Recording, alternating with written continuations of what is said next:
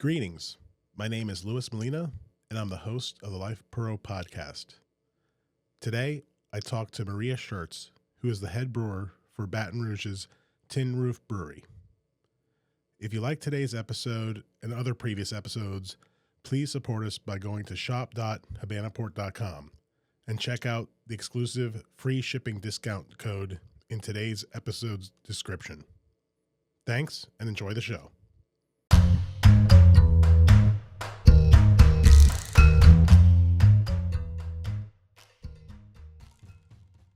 Yeah, thanks for coming. I'm excited. Course. Yeah. Thank you for having me. Yeah. So we got to thank Cole from Oxbow Rum.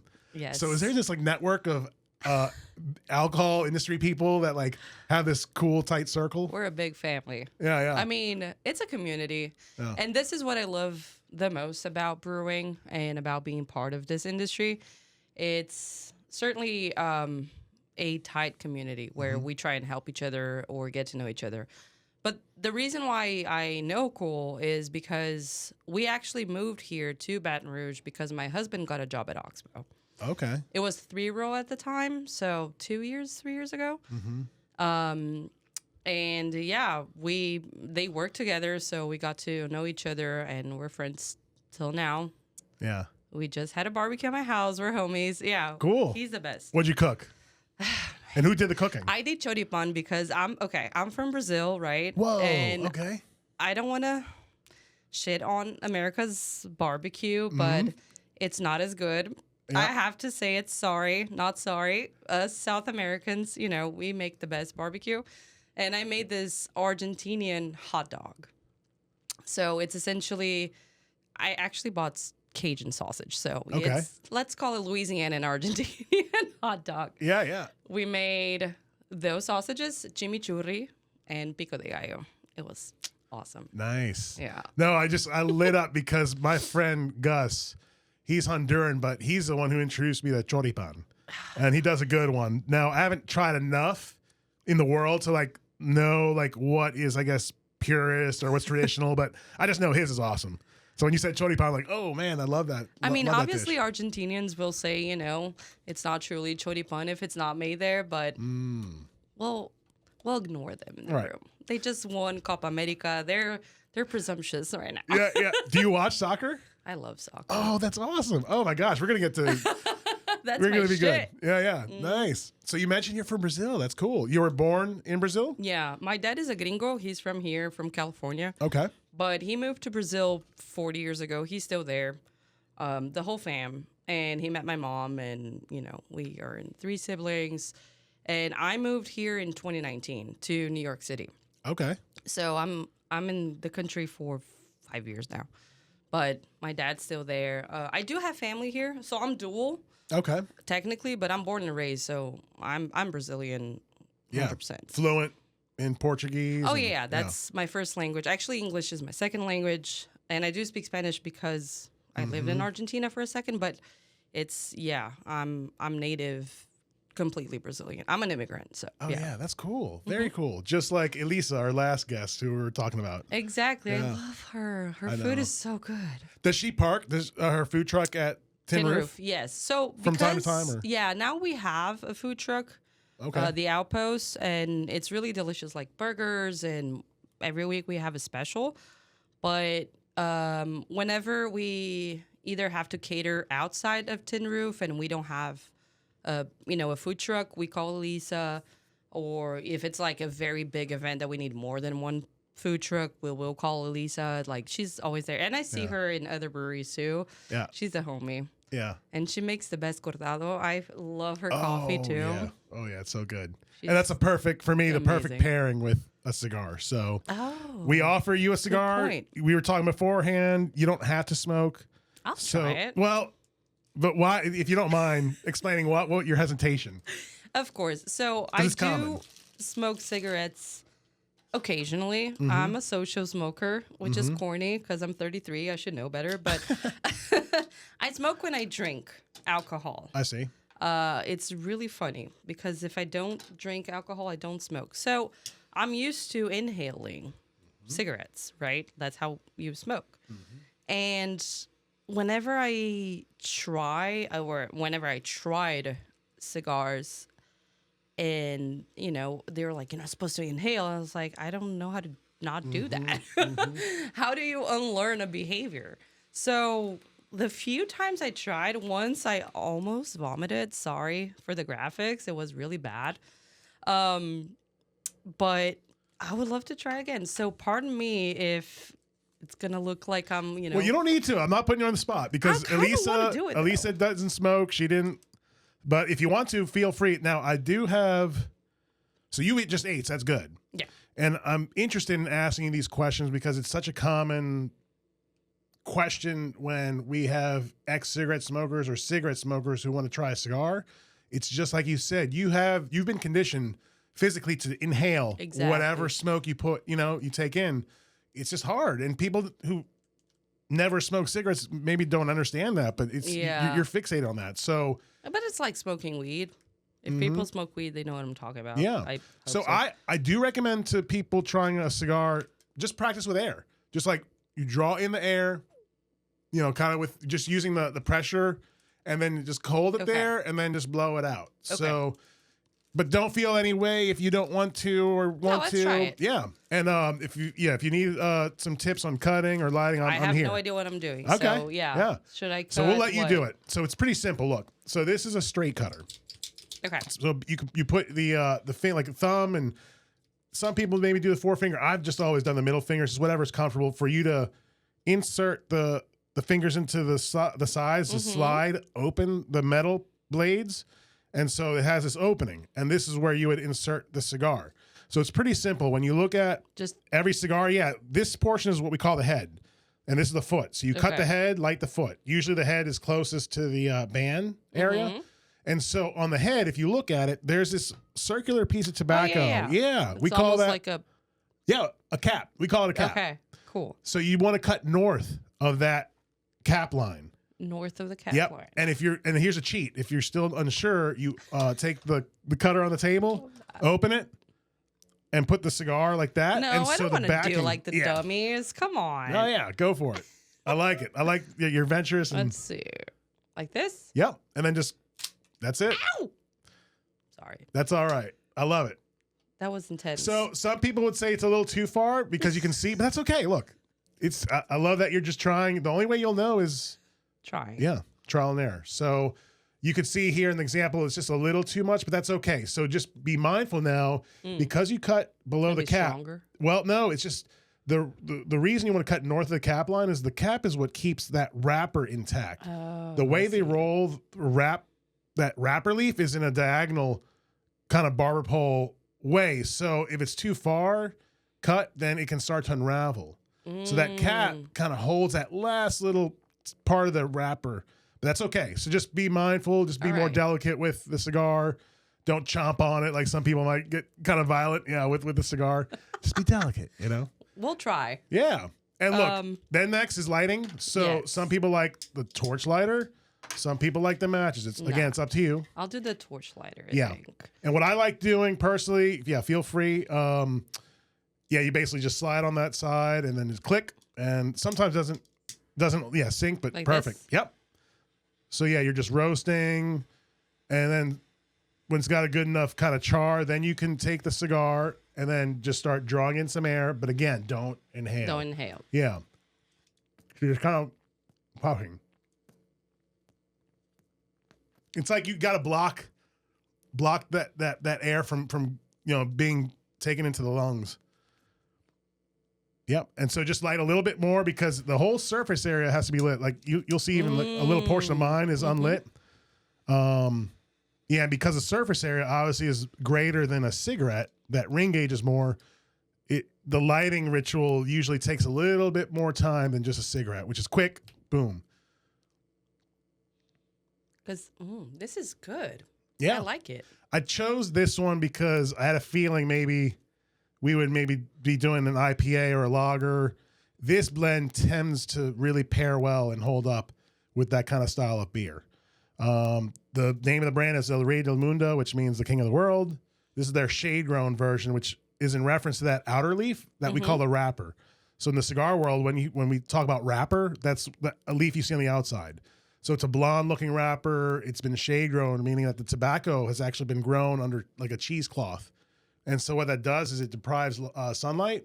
So those leaves tend to grow out wider and thinner. And after fermentation, it usually leaves it a blonde color as opposed to like a darker Colorado or darker Maduro color. So just little cigar. Where are they from? Cuba? So this is so the brand is originally an old Cuban brand, but the family basically took that brand after the revolution with them.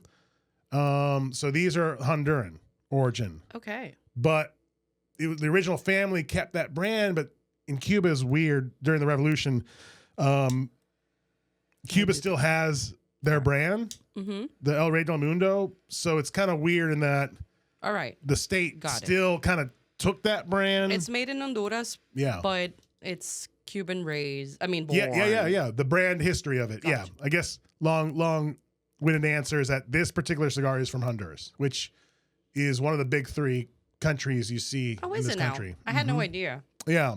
Dominican Republic, in no particular order, Dominican Republic, Honduras, and Nicaragua are the big cigar producing countries for the cigars you see in the American market.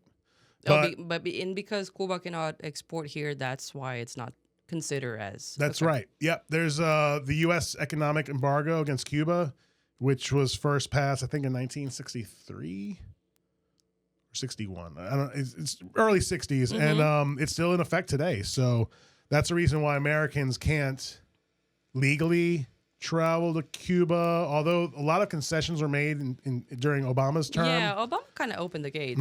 Yep. He announced his intention to, quote unquote, normalize relations, but that doesn't mean the embargo is lifted. Even a lot of Americans thought, oh, I guess we can go travel to Cuba, which an American can go to Cuba if one gets the right permission.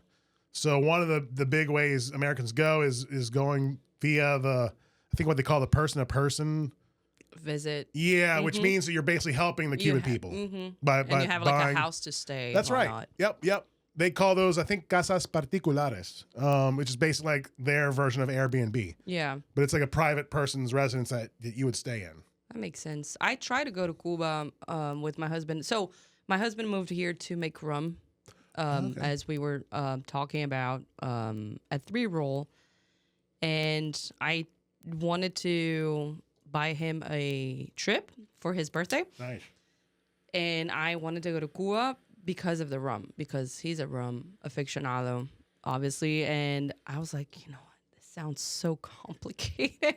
Because once I was, almost done with buying the tickets, they were like, you need to have, a place to stay. And like, although I get it and it makes complete sense, I was like, well, let's go to Oaxaca and drink mezcal. That's what we did in January. It was amazing. This past January? Yeah. Oh, how was that? Oh, my God. It was insane. So my husband and I, we're both in beer, and we're obsessed with fermentation. It's not just beer. Obviously, well, he moved here to work with rum, and then he moved back to beer. We are hardcore brewers, very, very, passionate about fermentation and beer in general. But we want to start a business at some point in our lives where we teach fermentation, kind of open a fermentation school. Oh, wow. So our idea is to go and travel places to research the origin of certain things that we love. So we want to go to Japan and learn about sake. We want to go to, Cuba or DR or the Martinique to learn about rum. But the first one, well, we're not rich. So we had to, start somewhere, and we're not going to be able to do that all the time. But started at Oaxaca in Mexico to learn about mezcal. And it was one of the most interesting and emotionally intense trips of my life, because we got to go to the palenques in Matatlan, like very central Mexico, like an hour and a half away from Oaxaca. We had, meals where Anthony Bourdain had his, favorite Mexican meal. And over there we saw like what mezcal is made out of, and it's not just agave, meaning there's it's a secular knowledge. So there we went to palenques that are, making mezcal for 90 years, and we saw that old man that now has dementia. His son is like taking the business and working and making they're very, very humble and modest and poor for American standards, but they have a knowledge of hundreds of years.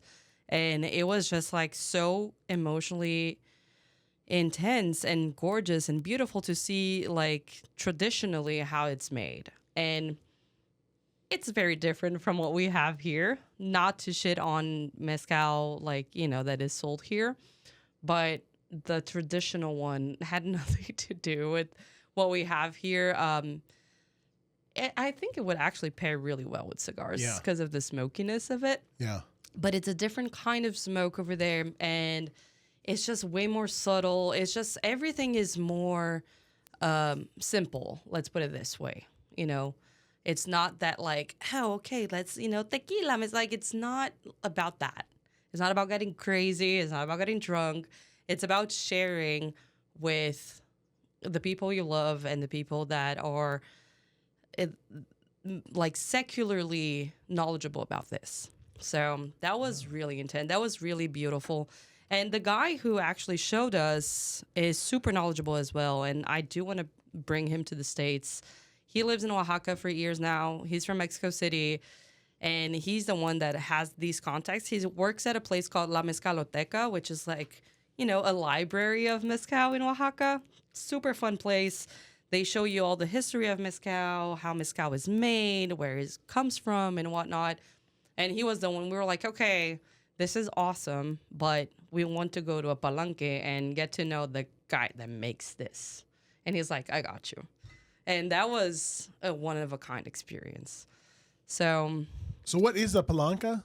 Palenque is where they make the mezcal, right? So like the brew house? Or yeah, essentially. Okay. They have, I'm sorry, it's going to run out. I don't have the vocabulary in English to explain, but it's essentially, have you ever seen, so the folklore is like, there's a little donkey, like, how mezcal is made, like, it's just like, grinding, mashing up the leaves of agave and then burning them, and that's why, hence the smoke.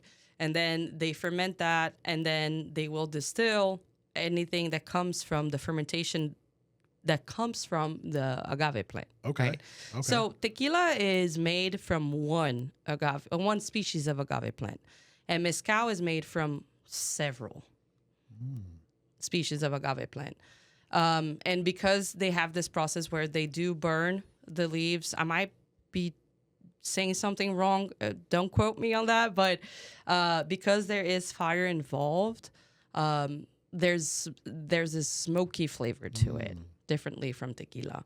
And the palenque is where they essentially make that. Okay. And they have the donkey, and they have the still pots, like super homemade. And it's crazy because you said you're a home brewer. I started brewing as a home brewer as well. Oh, cool. My beer is not very good. It's like, I don't know about yours. We'll try some one day, but it's really hard to make good brews from a home brew setting because of temperature control and whatnot.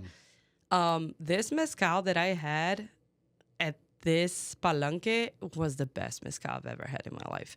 And I'm certain that there's way better mezcals, all over the world. But it's crazy how with a very humble, modest setting, this guy was making like top-notch liquid. It was like super, and I know obviously I was, there was a whole emotion, like right. thing. You have a, you have like an emotional bias, perhaps. Yeah, you're right there, exactly.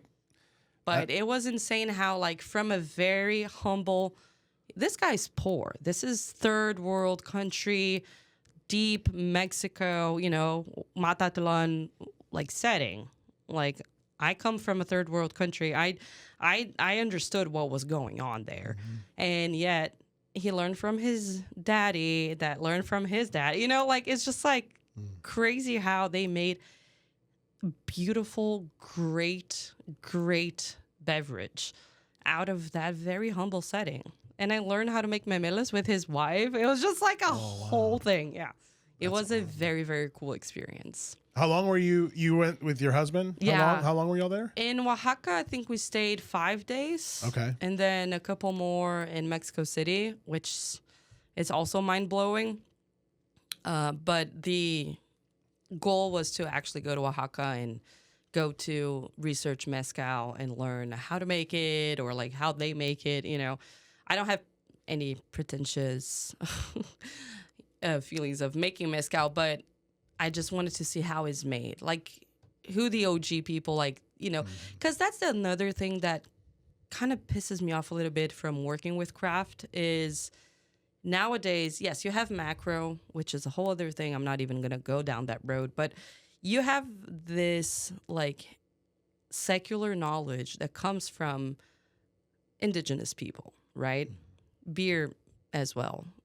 If you think about it, the very origin of that. And obviously capitalism takes care of that and makes, you know, what they make best and mass produce, and everyone has access to it at a very, you know, set price. But I want to know who is making it from day zero.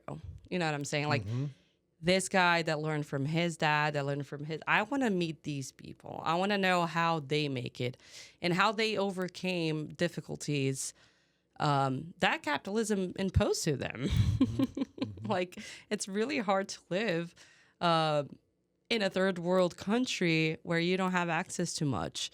And yet he still has his little piece of land and he's brewing and he's distilling the best mezcal there is. You know what I'm saying? So for me, that's the beauty of fermentation. And that's why I love being a brewer and learning about brewing. It's just, you don't have to have much to make crazy good beverage, but also to build community. It's the only, not the only, but essentially one of the most, I think, underrating or underseen, you know, overlooked abilities that build so much interesting and good histories and set like skills, and people are not looking at that. It's just like, oh, you make beer, cool. I'm very aware that I'm not curing cancer. I'm just making beer. But I think people are way more interested in like, oh, this is so cool. Did you make a hazy IPA? Instead of like what beer means, you know, or what fermentation means, or I don't want to like be professorial or presumptuous. I'm just like saying that a lot of this involves knowledge that comes from communities and tribes and indigenous people. And oh my God, several like thousands years of knowledge. And I think we tend to forget that. So this trip to Oaxaca reminded me of that. And this was really special. This was really special to me too. And even like, if you think about the cigars, you know, I have no idea where it started or why or who, but it's a fermented product as well that obviously comes from, you know, a community or a tribe or, you know, indigenous people that were just, what if we just ferment that? And, you know, it's so special to me. I get the goosebumps. Yeah. Seriously. Like, I love that. No, I love hearing this. Like, I can already know that you're conveying. I'm a nerd. No. Look, you're conveying the passion for your fermented product, right? Which is this fermented beverage. And that's the same thing as this, right? I mean, this is you hit the nail on the head. This is a fermented, decomposing leaf. And there have been processes and steps that have taken place to take this from seed to smoke. And it's very similar to beer or alcohol or spirits.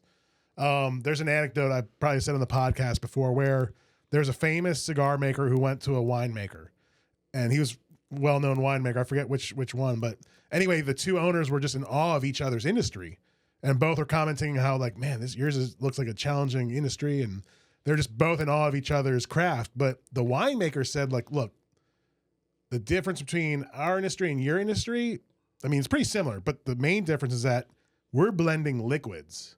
you're blending solids, which is totally more complex. Wow, that's a Think about that. very Yeah, that's good like nerdy, point. like digging deep into like this actual craft. But they're both pretty essentially the same because what we've done with the leaf is, take it from the field, hang it in a barn. There's curing that goes on, getting rid of the chlorophyll. Then they actually ferment it by piling it, making it in big piles, and it starts this decomposition fermenting step. So it's very similar to beer. So What kind of leaf is it though? so it's tobacco.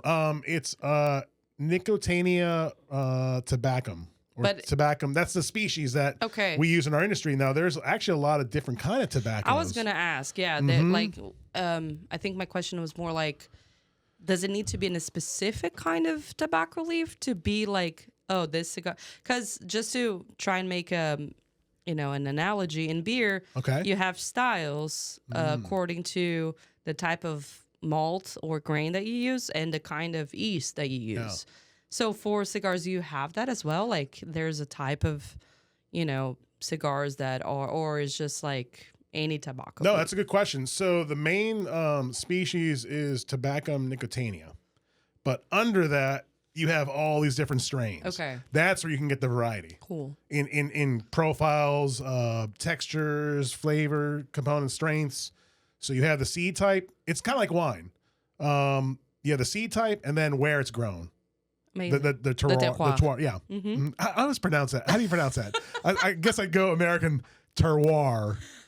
That was blasé of me. I'm No, sorry. I love it. I love it. No, I want to hear that. Terroir.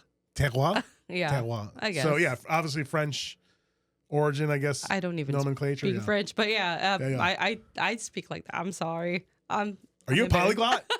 No, I just How many languages? You said 3, right? English, Portuguese, and Spanish? let's say I can order a beer in French. Wow. Yeah. Very cool. Which is all you need to know. If you Yeah. go to Belgium, Yeah. Have you been to Europe? Yeah. That was the thing. When I left Brazil because I didn't want to be there anymore. I used to be a journalist. Okay. And I was like, you know what? I don't know what I want to do. I kind of want to work with beer. I was already a beer aficionado, and my dad actually gave me this. My dad is a journalist as well, and he gave me this idea. He was like, why don't you just write about beer? I worked for a big newspaper at the time, so I asked them, I was like, hey, can I just have this blog? And you don't have to pay me much. I do have some savings. I want to go to Europe and write about women in beer. They're like, sure, whatever. Yeah. So they gave me the blog and, the space, the audience.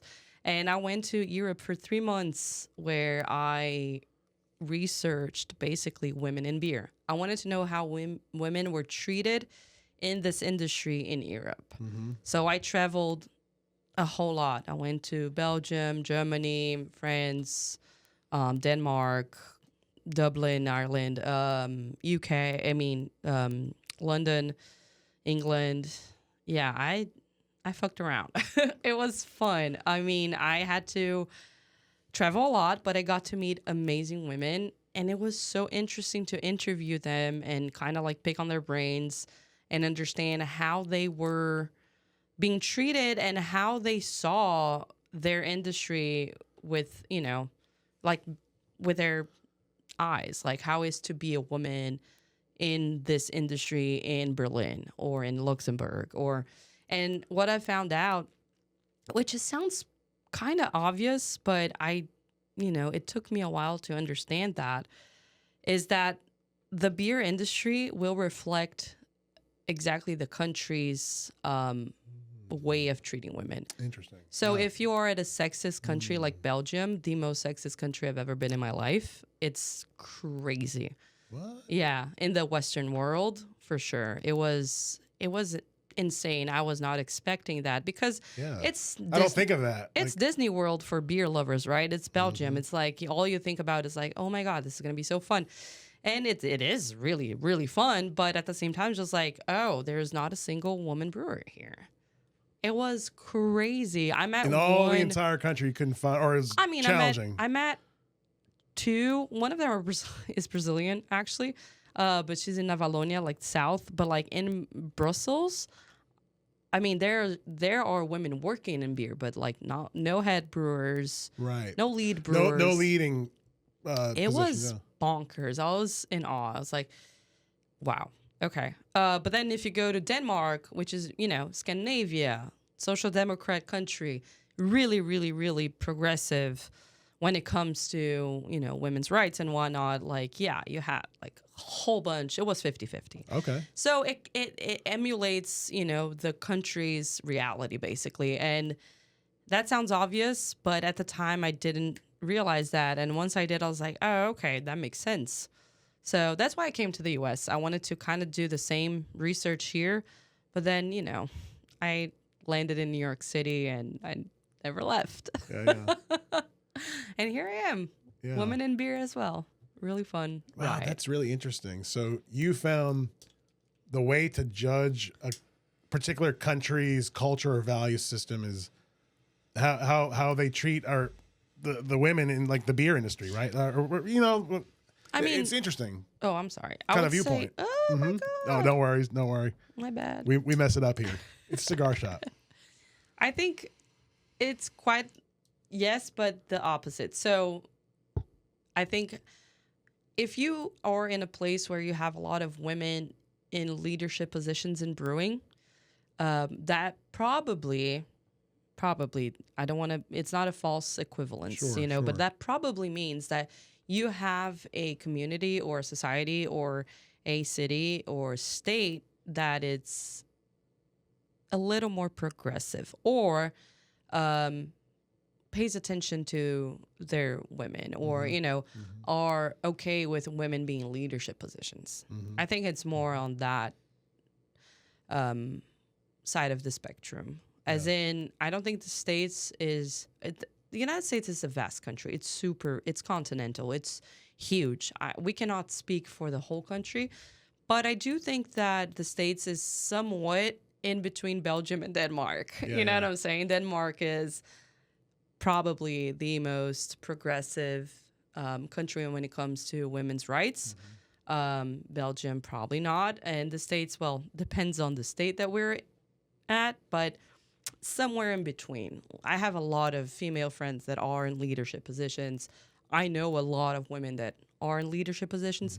It could always be better, obviously, but I do think that it's somewhat, in between the FAR 0 and FAR 10 rule. I would say that. Yeah, it's really intriguing.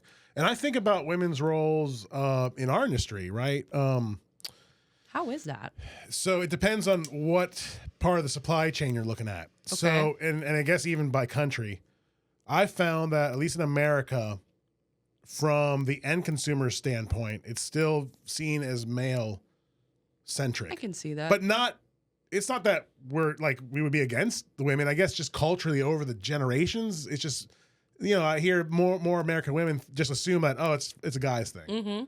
But no one's stopping them. In fact, me being a capitalist, I want everyone to smoke, so I don't care. But then you look at subgroups. Like I found that in the last maybe 10 years, African American women are really, as a whole, like really gravitating to smoking cigars. That makes sense. So that's interesting too. I heard that. Mhm. Okay. But then if you look at like the supply side, the manufacturing side, especially like Latin America, it's interesting. In terms of leadership roles, it's somewhat seen more like machismo, but because it's family business mainly, women do play a role and they're very valued. They're also rolling, right? That's key. Women are very much desired in the manufacturing side because of their Small capacity. hands. Well, and just delicate. They're just easier on the leaf, whereas men maybe are just rougher and tear it. I see. Also, in the factory where they sort the leaf, women are more prized because supposedly biologically they can detect and differentiate color a lot better than men. So they're really valued in that department. They also have more palate buds. Oh, That's what I've heard. Okay. I always say that too, Mm-hmm. to tease. Yeah. But I've heard that we do have more palate buds than men. Interesting. So we can taste more. Mm-hmm. Yeah, you perceive more, so it's more valuable in developing a new blend or a product. So, and I did some research maybe 15, 20 years ago now researching the cigar industry in New Orleans 100 years ago. And in my studies or research, I found that I remember the librarian at the Keller Research Center in the French Quarter. They're part of the New Orleans Historic Collection, to give them props. Very helpful librarians. They forward me to like the resources I should look to in terms of researching the cigar industry back then. But I found like a lot of literature. They were basically like advertisements, like flyers that were targeted to young women, because back then women really couldn't work in the labor force in this country. But the cigar industry was one that they allowed that, and there was no negative view on that. That's interesting. Yeah, so the cigar industry back then really would send flyers to like young ladies out of high school, like, hey, if you need a job, here's a job for you. And it welcomed them. So that's amazing. yeah. So, I mean, I always felt like the cigar industry was always kind of more progressive in a lot of ways. It just hasn't been thought of that way in this country, because we think because culturally is not and the end consumer, it's taken. like the rich fat cat who's a male, and it's only for them. But it's not really. Like, if you dig deep, it's a lot more than that.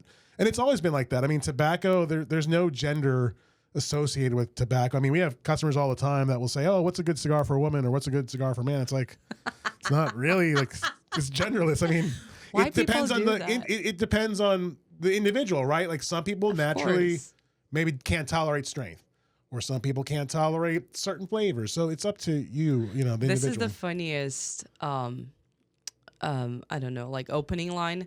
It's always like that.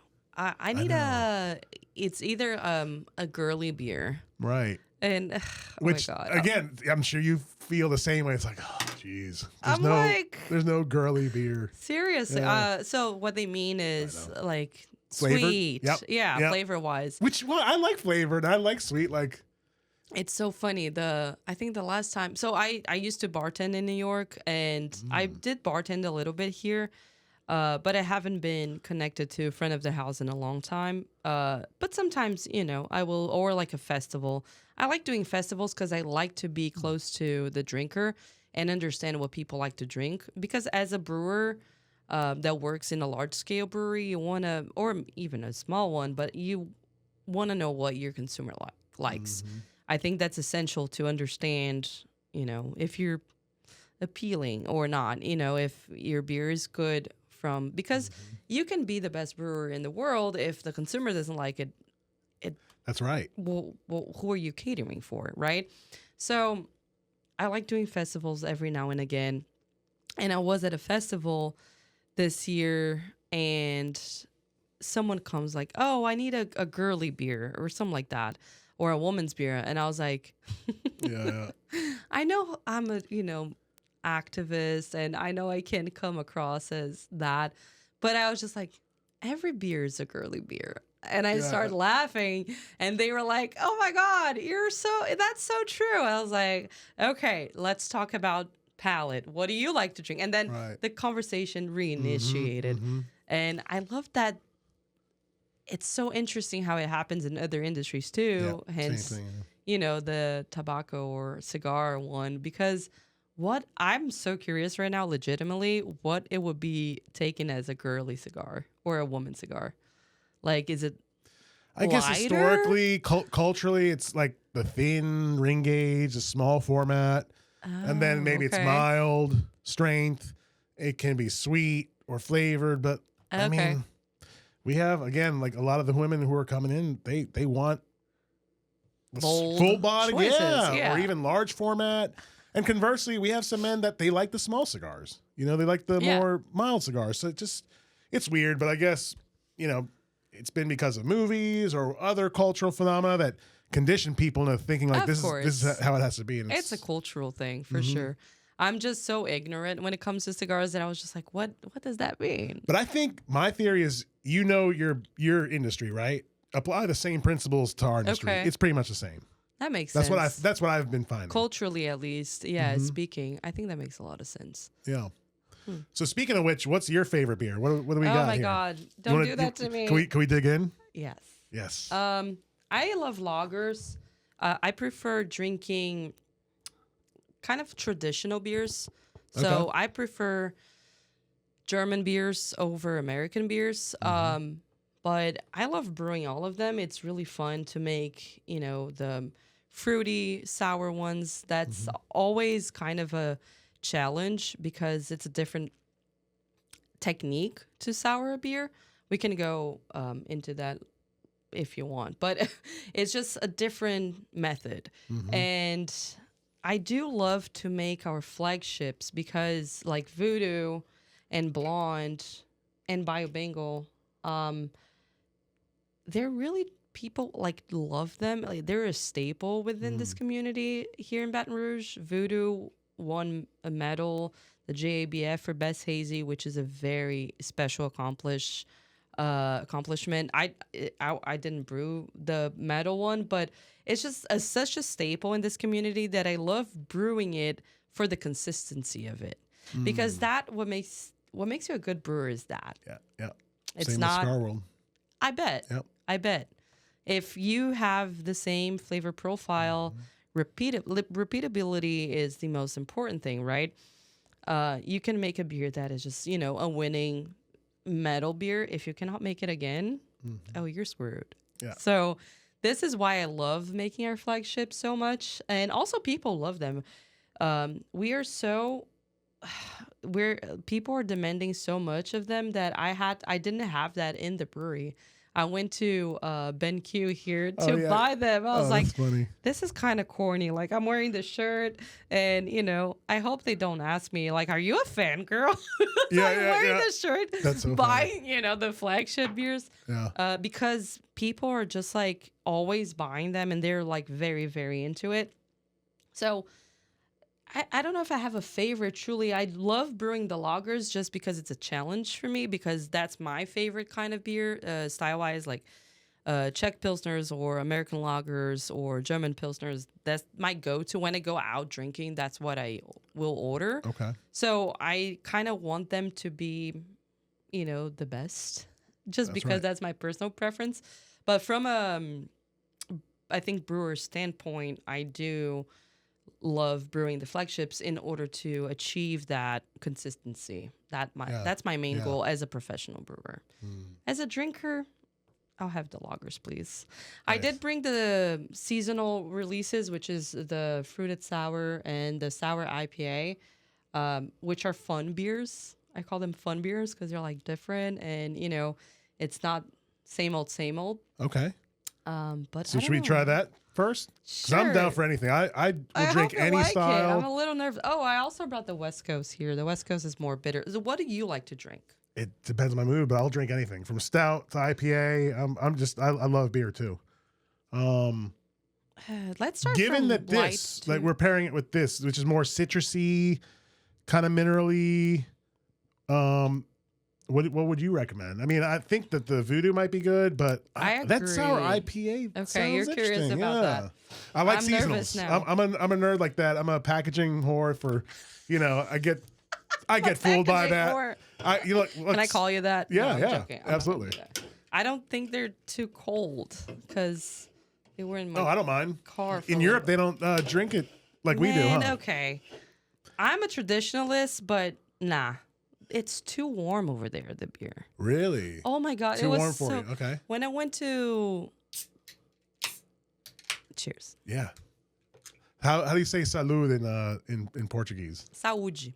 Saúde. Saúde. Saúde. Saúde. It's very similar to Spanish, actually. Yeah. I was going to say that the reason why I speak some languages is because once you learn one of them, you're good to go. That's right. Saúde.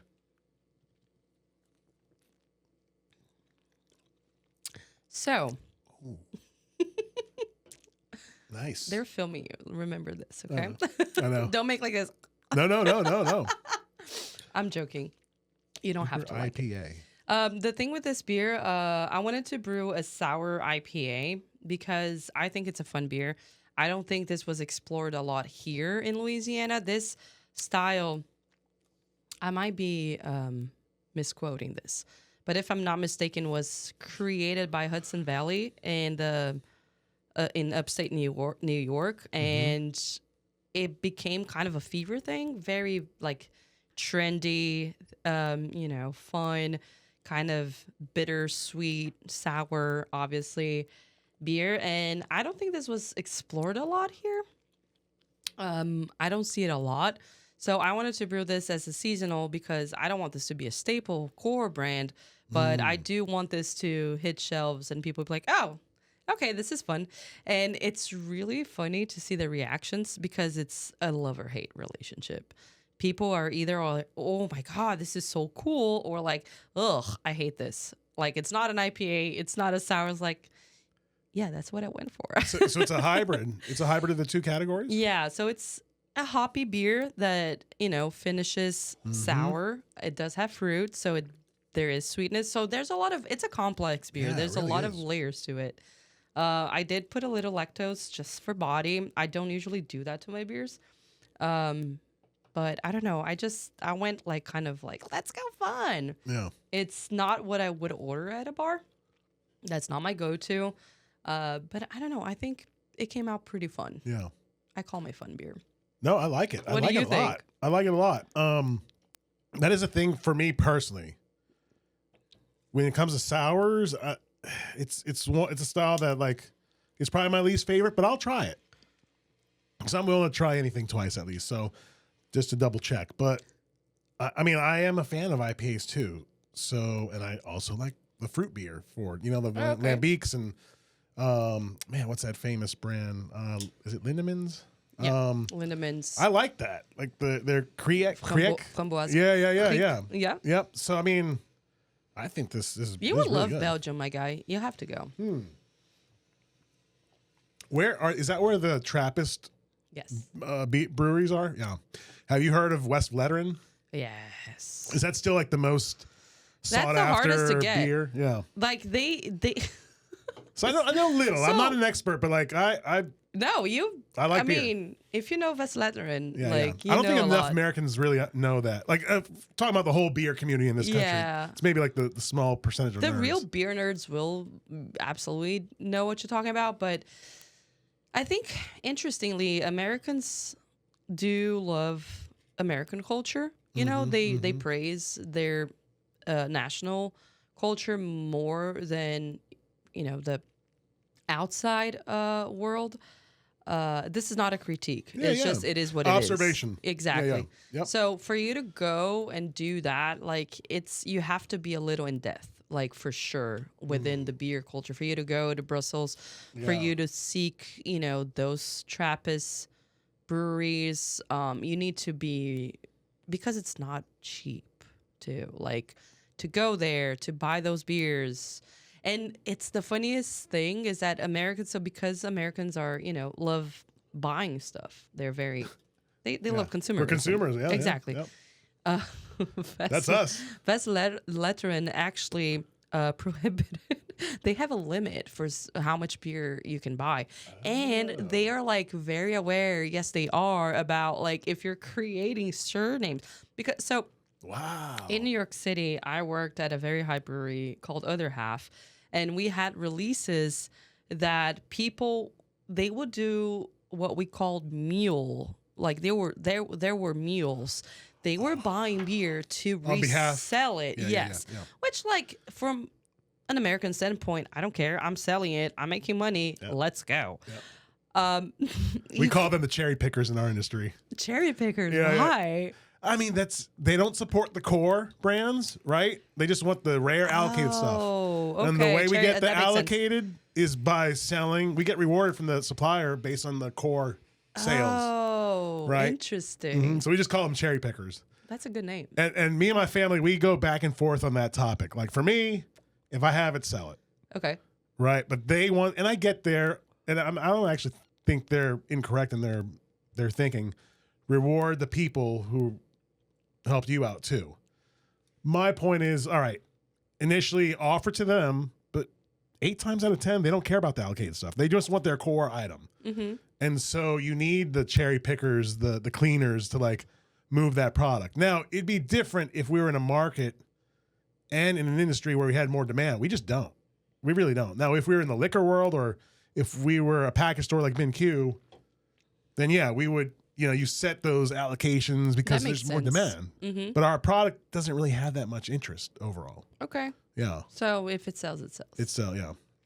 I agree with that to some extent. But I do understand the European perspective where they're like, this is not for you, American guy, to resell in your country at, I don't know, $40, $50 a bottle. Because it starts to get a little predatory and taken advantage of. Whereas they want, from my understanding, I haven't interviewed nor spoken to anyone from Vesletteren, but I do know, some people at Cantillon that go through the same. There's a perspective where, like, this is not for you, meaning this is for you. This bottle is for you. I don't want to make my whole production, wholesale just for you, Johnny John from, God knows where in America. Like, I want everyone to have access to it, and mainly my community first. So I kind of get it. Now they're making, so it varies each brewery in Belgium, or in Europe, but those like very selective, small, traditional or Trappist breweries, they have no interest in that whatsoever. Like, they actually, if they think that you're buying, like, there's a limit, obviously, but if they think, like, you're like kind of, trying to a mule. I like that term too. Like, you're a mule. Yeah, that's how we would call it at other half. Yeah, like, and then resell it. Yeah. If they have any suspicion, they ban you. So now you're screwed because you cannot buy anymore. So culturally, of course, they want the exclusivity also. Like, not everyone can have this. But at the same time, they don't want to. So at other half, for instance, they have now, 5 locations. They want to expand. They did expand. Vesletteren is a secular institution. They don't give a shit. They're, doing their thing for like centuries now, and they're like, I don't care about expand. Like, that's not our goal. So I get it. Like, culturally, or like their initiative, they're like, first, goal is not to sell like crazy. So kind of you need to respect that. I love that. Right? I love that. I mean, look, I don't know the whole operational thinking for that brewery, but I did research years ago, just curious to see if we can find it in this country. They actually have like almost like an old school milkman delivery system for their residents, and it's only for people who have an address in their local area. Milkman. Yeah, and I think they do that. And I think they True. do that. I think the locals, they leave their empty beer bottles on the front porch, and it gets replenished. They have a system where, X amount of times a week or month, however that works. So I've just found that really intriguing, really cool. And I guess the fact that it's a monastery, right? It's this religious order that their intent is not for corporate profit, right? Yes, exactly. It's enough to raise funds to help maintain their buildings. Yeah, exactly. So it's a different incentive structure. So they don't care to like sell out, and it's just enough. They have demand already. And exactly. And I love that they're going to help out their locals first, and then everyone else is kind of. But that's the thing that I love about culture. And culture here, I always do this play of words, I guess, where like fermentation is culture, mening it is a bacteria culture, right? Literally, it's a bacteria culture. That's funny. And that's what I'm a culturalist. Every teacher I've ever had in my life told me that. I am. I'm proud of it. I love culture, meaning I love to understand other people's reasons to do something or not, or to, chase this dream or this goal or not. And I'm the immigrant here. I'm the outsider. I get it, how Americans do their thing, and I don't agree with a lot of it, but I'm here, right? I chose to live here, so I might as well just be a part of, or try and be a part of this culture. Now, I think people should look at other cultures like that. You know what I'm saying? Like, if you're going to Belgium and you want to, buy 800 Vesletrins to bring to America and resell it, now you're a jerk. Like, you're an idiot. Like, I'm sorry. You need to understand that each culture has their own purposes, and you don't have to agree with it, but you have to respect it, right? So I bet it's the same with cigars, where like there's also a lot of political intricacies with Cuba, but like if you're bringing a bunch of fucking Cubano cigars to here, like to sell it, I get it. There's demand and people will buy it and you'll make money out of it. But like, should you be doing that? Not even from a moral standpoint. The embargo is awful on everyone. But from like, it's just like the aspect of, let's do this and then counterfeit or I don't know. Yeah, there's like an opportunistic kind of predatory. What's your view on that? I would love to know as a cigar aficionado, like if someone goes to, I don't know, Cuba and bring like in their suitcase, like hidden, like, I don't know, like, is that morally like, let's speak out about it from legally, and it depends on the administration, whoever's in office. I actually just looked this up yesterday. It seems like it's still illegal for an American to spend American dollars on a Cuban good.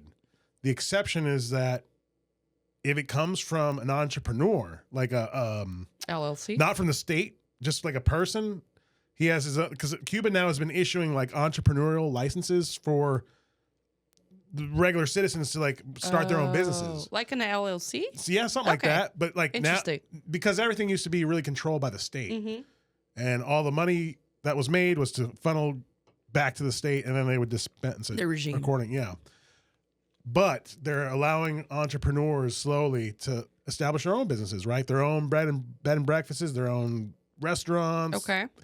And so what I understand is if you get or buy a cigar, if you're an American, if you buy a cigar from that individual, it's legal.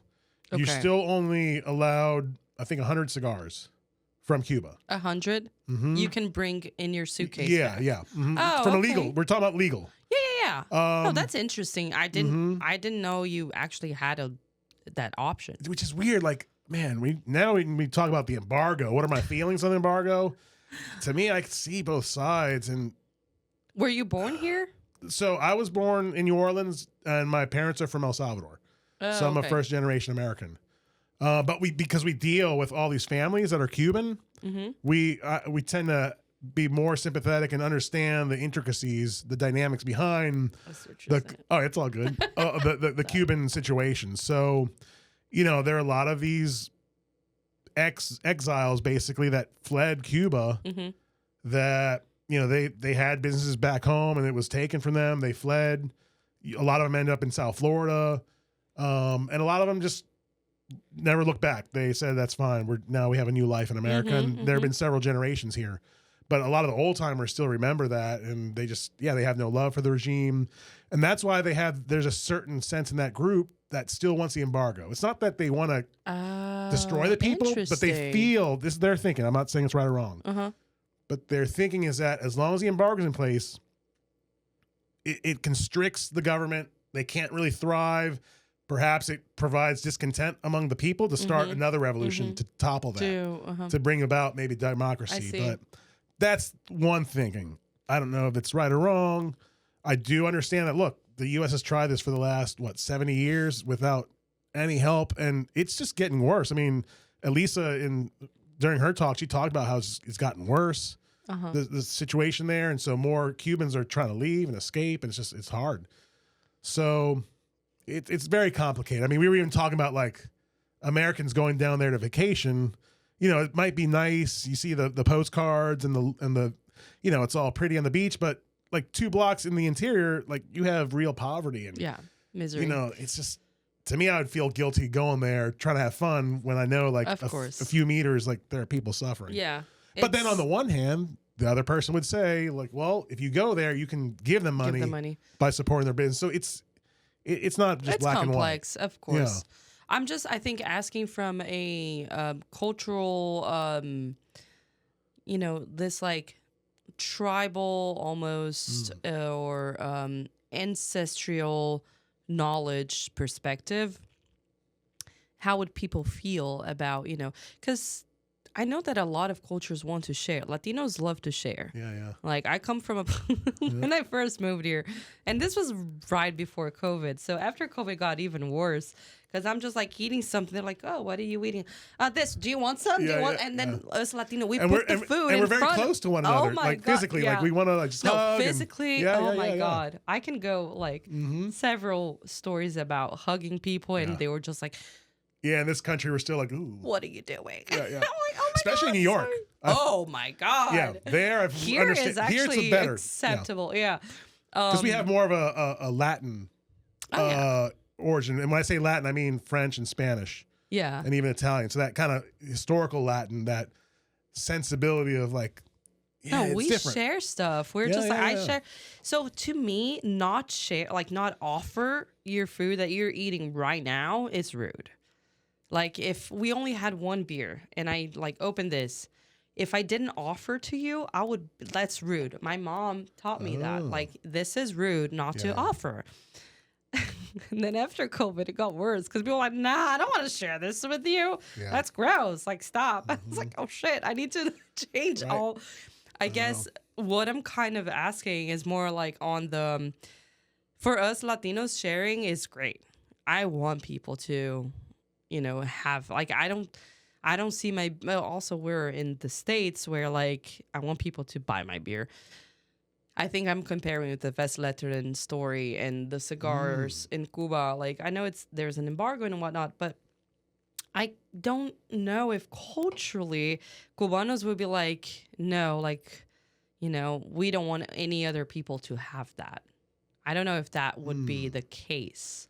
Obviously, politically, some of them, if they're communists, they'd be like, no, fuck Americans. Like, I don't want Americans having my cigar.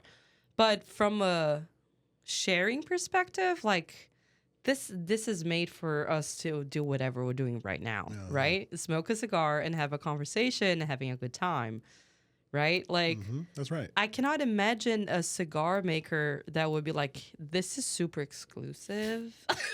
Excuse me. Yeah. You know what I'm saying? This for me and not for anyone else. Yeah. Or like, only Hondureños can have this. Yeah.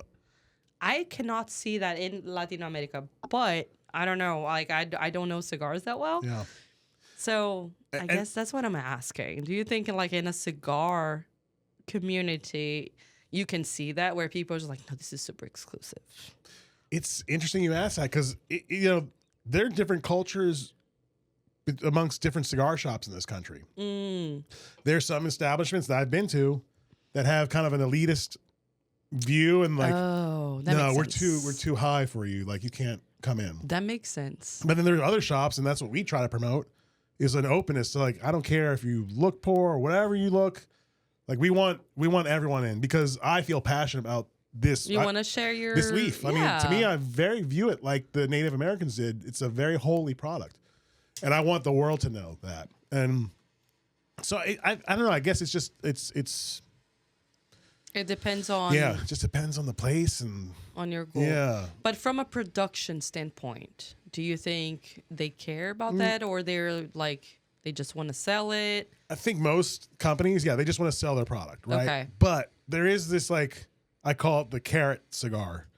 Every company has that like exclusive, very rare cigar, and it doesn't always mean that they're the best. But they designate a particular line as like being very rare. Okay. And usually they reward shops based on the performance of their purchases of the core items that are always available. Does it have to do with the harvest? Sometimes it does. So, for example, and you'd appreciate this, there's a cigar called the CAO Amazon. And there's tobacco in it, components that, there's a leaf called Braganza. It comes from the Amazon rainforest. Uh-huh. And it's only harvested wildly. Like they don't grow it commercially because where it's grown is in native land and territory. Cool. So the company that uses that had to get permission from the tribe to like use it. Oh, word. Yeah. What does it taste like? So I only had the first and the second vintage. To me, it seems like a cop out, but it has a very earthy profile. So think of I like, believe that. Yeah, like to me, almost, and it sounds bad, but it's not. It's like kind of dirt, but like in a I good. love earthy. Yeah. So it's like that. A little bit of leather, but you'll appreciate the story. So the way the company, and this is according to one rep, and I know people have heard this in the podcast. So the company wanted to use this Braganza tobacco, and they had to get permission from the tribe. So they approached the tribe, and they said, "Well, you have to speak to our chief, but we need your chief to come visit here." Yeah. So they had to get this corporate guy, this European in a suit, The supposedly CEO. to fly down. We want to speak to the CEO. Yeah, look, our chief. You know, you want to talk to our chief? I fucking love this. We need your chief to talk to our chief. That's the only way this is going to get done. Amazing. Yeah. So they had this corporate guy supposedly fly down to the Amazon, travel there, and he sat with the chief, and they shook hands and said, "All right, we got an agreement." Yes. Yeah. So I thought that was love pretty this cool. story. Yeah. I'm going to tell this story. Yeah. Probably wrong, but I will repeat this story. Well, it makes sense, right? Chief versus chief, right? Of course. So it's respect. Obviously. Yeah. I'm not selling you shit till I see your CEO. Yeah. That's so amazing. Yeah. But because of the way they grow it, it's not commercially, they don't have a schedule. It just grows wildly. Wild. So they kind of have to pick accordingly. So they don't always have it. And I think we've only had like there have only been 3 vintages since it first came out. That's but because of that, and I don't think like the company was expecting it to be this crazy, like with demand. Oh. I think initially it was just a one-off, but then there was so much demand. Like they're like, oh man, okay, let's. That was my next question because working in craft, obviously we cannot, we're not making, we're not baking next day bread, right? So this takes a while. Did this happen in your industry as well, where like I need at least, let's say, 14 to 21 days, depending on the beer, for the beer to be ready. And, I would like to have 28 days. Oh, wow. That does something different to the from start final to output. finish. Okay. And obviously because, you have demand and whatnot, people try and rush it. Yeah. Which that's where I, come in and be like, you don't get to rush this. Yeah. We're not making chopped cheese here. We're making craft beer, and distributors have to wait and whatnot. Like there's a whole, it's not a conflict, okay? Like we're very grateful to distributors that are putting our beer out, but there is a demand, pressure, and there's a pressure. Yeah. Naturally, they need to sell. Yeah. Right. We need to sell beer as well, so we need to have this conversation constantly, where it's just like, hey, give me 5 more days. There's always a negotiation. Let's put it this way.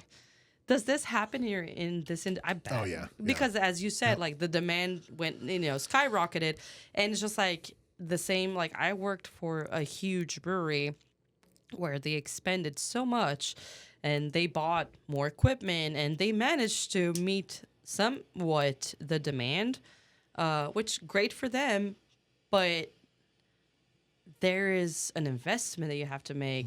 And a lot of people in my industry say that expanding is quite always a bad thing, where, you lose quality. So I think I'm curious about cigars. Is that kind of the same thing? Yeah. I bet. Very, very close. I mean, look, to that point, there was a certain cigar. I don't want to blow them up because I don't want to make them sound bad. Don't but tell like, their name. So in our world, Cigar Aficionado puts out an annual list, the top 25 list, right? And every company strives to be on that list. Number one, when you get number one, like that can make or break a company. If the company gets number one and they're not ready for that demand, oh man, they can sometimes, and especially if they're driven by greed, they rush the process to get that product out. And it gets shitty, Yep. right? Yep. Oh my God. There have been plenty of companies where that's happened to. And now they're forgotten about. This is a So it's the crazy same thing exact, with I'm craft. sure, yeah. I think it's with everyone, I don't know many winemakers, but I bet it's the same thing. Oh yeah, for sure. I would guarantee it for sure. Yeah. That's so frustrating. But, we also need to sell. And that's the thing. know, Like, how do you make ends meet Right. if people need the product, Just like it's very hard to explain, I feel like, to whoever is buying, if, whoever that middleman is, Uh-huh. or even the final consumer. They're like, hey, you need to wait. You know why you like this so much? Because it takes time. Yeah, that's right. That's right.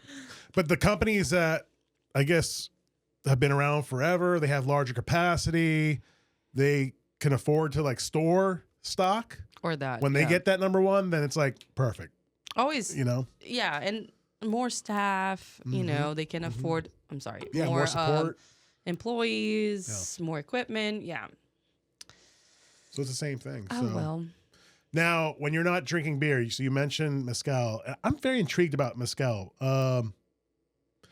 because I just came back from Jalisco. Okay. And I took a tequila tour. Nice. And my friend and I, who I went with, and his wife. Did you like it? Oh, I loved it. I was introduced to tequila from one friend years ago, but it was reignited maybe about 6 years ago from another friend. Mm-hmm. And we were actually supposed to go to Merida, Mexico, in the Yucatan, but because of Hurricane Beryl, we had to like pivot. And, like, I'm glad you did it. Yeah, we're like, let's change plans. Let's go some. Yeah. So we went to the Pacific side in the state of Jalisco and went to Puerto Vallarta. And then we realized, we're right near, like 3 hours from Tequila, the town of Tequila, in the heart of the tequila production. So we took some tours there, and it was awesome. I loved it. But we were talking about, because my friend loves mezcal. Mm-hmm. I don't know enough about it, but I appreciate it. And I do understand that, and you can correct me if I'm wrong, but I just thought mezcal, there was so many different profiles. Like you had some that are smoky, some that aren't. It just depends on the maker. You call them the palanca? The palanque. Yeah, the palanque. I did years ago, I think maybe in 2017, I went to Mexico City, and they happened to have this like little festival in the Zocalo, like promoting Oaxaca. So they had all these different vendors. Like that's cool. Yeah, people who were craftsmen or made certain clothes. They had some mezcal producers. So I went to one. And man, I thought it was incredible. Like it just had this awesome taste. It did have a little smokier component to it. But that's where I first discovered like what Oaxaca was. I didn't know the region or anything like that. Okay. I think the essential difference from mezcal to tequila, they both come from agave. Right. But tequila is made out of one species of agave plant. Yep. Whilst mezcal has several other plants that can be made out of. And therefore, you have a lot of styles of mezcal. You have Espaldín, you have Biquishi, you have like several, just like beer, you have, sour, IPA, lager is the same with mezcal. Okay. In style form, because you have mezcal made out of different plants of agave. And also the method is essentially different from tequila, hence the smokiness. But I think you asked me what I'm drinking when I'm not drinking beer. Yeah. I cut down alcohol a little bit just because being in this industry, you have to be self-aware a lot. And if you don't pay attention, you can go, whoa. And I do think that this is an important, quite taboo, but important thing to say. We need people that work in this industry, or everyone, but us that are, dealing with it every day to be aware of damage controlling. You cannot drink every day, I don't think. And if you don't take care of it, if you don't pay attention to it, you can become an alcoholic in a heartbeat. So I did dial down a lot of my alcohol consuming because of that, because I didn't like where I was going consumption-wise. But if, I want to drink something that it's not beer, with that being said, I do love some natural wine. I'm obsessed with it right now. So I do have like obsessions. Okay. And then I was like, okay, if I'm like drinking too much of this, I need to stop a little bit, come, back. But my obsession at the moment is natural wine. I love skin contact wine. So obviously it's a secular also thing, especially Georgian wine, which is, Americans call it orange wine, which is essentially, it's white wine, but made with the skin of the grapes. They don't take the pulp from the skin. It's just like all macerated all together. So the bacteria that it's on the skin of the grapes will give in part like this funky or maybe a little, like horse blanket-y flavor slash aroma. We would compare in beer, if the listener is a beer person, to like farmhouse beers, Oh, okay. because it's kind of like, kind of Yeah. funky, kind of wild fermentation driven. Not necessarily, but usually natural wines will have this spontaneous fermentation, so wild fermentation, not controlled in stainless steel, sulfide addition. Like, I know not, I don't know much about wine, but I know what I like to drink. Right. And I know that from a production standpoint, the natural wine will have this more of a funky, natural fermentation method or, technique, as opposed to controlled, like, Yeah, very like just- what's the word? Sterile, Exactly. almost medical approach for and the consistency. sulfites, and like, I think the sulfide discussion's a little annoying, because people are just like, you shouldn't add sulfites. Like, they need to add sulfites, okay? Like, I'm sorry. And there's some naturally They need- occurring in wine. Yeah. No, that too. But like, if you want your product to be shelf stable, you need to add some shit to be shelf stable. And I get it. And it's just like, working in this industry, we need to be pragmatic, okay? Because you need to sell, and you need that not to become vinegar. So, but from a flavor profile standpoint, I love when the wine has this, and they call it orange because the skin contact, and I hope no winemakers are listening to this right now. Well, hopefully they are, so they can hopefully comment. they are. Yeah, They yeah. can comment and correct me, actually. But from what I understand, the fact that you have this skin contact will taint the wine with an orange color, as opposed to, and so the color is more vivid. It's more like colorful, Okay. literally, compared to when you get the pulp out and make just, so it's basically white wine. It's made out of, white Okay. wine grapes, but because of the skin contact, you have this like orangey color to it. And that's the kind of wine that I love. But I drink rum as well. Because of my husband, I learned which rums I like. I love, and I'm from Brazil, so I love cachaça. I was gonna say, yeah, Obviously. Yeah. But I found out that I like rum agricole that comes from cane juice, and cachaça is the same method. So, yeah, I think that's my go-to. While you were away, I was trying to look up the mezcal I told you I got when I was in Mexico In City. Jalisco? Huh? Oh, in Mexico City. So okay, the first trip I took, it was in September of 2018. That was Mexico City. That's where they had the Oaxaca little The craft fair. festival. Yeah, in the middle of the Zocalo. So for people who don't know what that is, it's like their Plaza Mayor, the main square in Mexico City.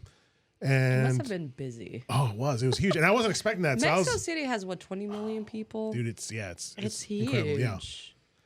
So yeah, here's you can see here the booth. And this is like a very shit. artisanal brand. Yeah. I was asking, like, do y'all have distribution here in the States? Like, no. It's like, do you care to get up here? It's like, no, not really.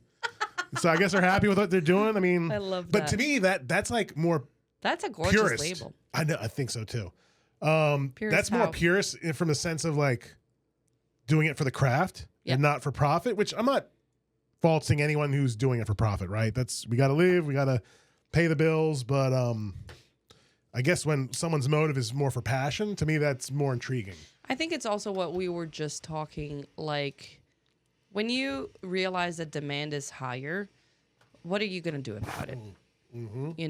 So are you going to expand and make it, and kind of rush everything and make it lower quality because your demand? So it's, what do you do with that? That I think as craft lovers that we are, I think we have to kind of question. Yeah, I would love to have this type of natural wine year round, but I can't. Grapes don't grow like that, or, tobacco leaves won't be able to be harvested like that. So I think it's what you do with that, right? Yeah. More than what you, I don't know, expect. Yeah. So you're not going to meet your consumer expectations, unfortunately, but you will from the quality standpoint. Yeah. And they need to understand that. It's a hard dilemma. And I'm it's sure a moral that's- dilemma. Yeah, that's a question or scenario that most businesses, even in other industries, might have to face, right? When Sure. you get this demand for all of a sudden, what do you do as a company? Like, what's your decision? Do you, succumb to increasing that or meeting that demand, but at the trade-off, at the risk of maybe quality suffering? Exactly. Or do you just maintain? You're like, no, I'll just stay like that. Because one of the tours in Jalisco, tequila that I went to was Fortaleza Tequila. I'm not sure if you've heard of that. No, I haven't. Apparently, I'm not a tequila expert by any means, but Me neither. I actually hate tequila. Really? I'm sorry. Yeah. I just can't. I don't think I know.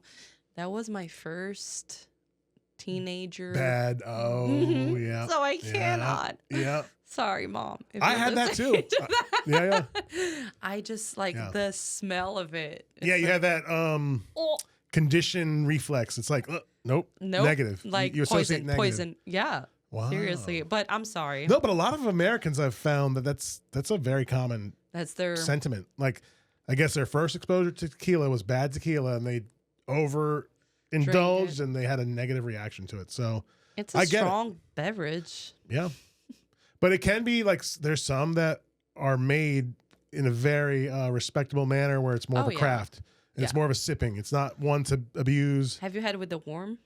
That no. That's I thought that was only in some mezcals, never in tequila, but I could be wrong. You might be right. Yeah, I and might be I know at talking one shit, point actually. I think the worm was illegal in this country.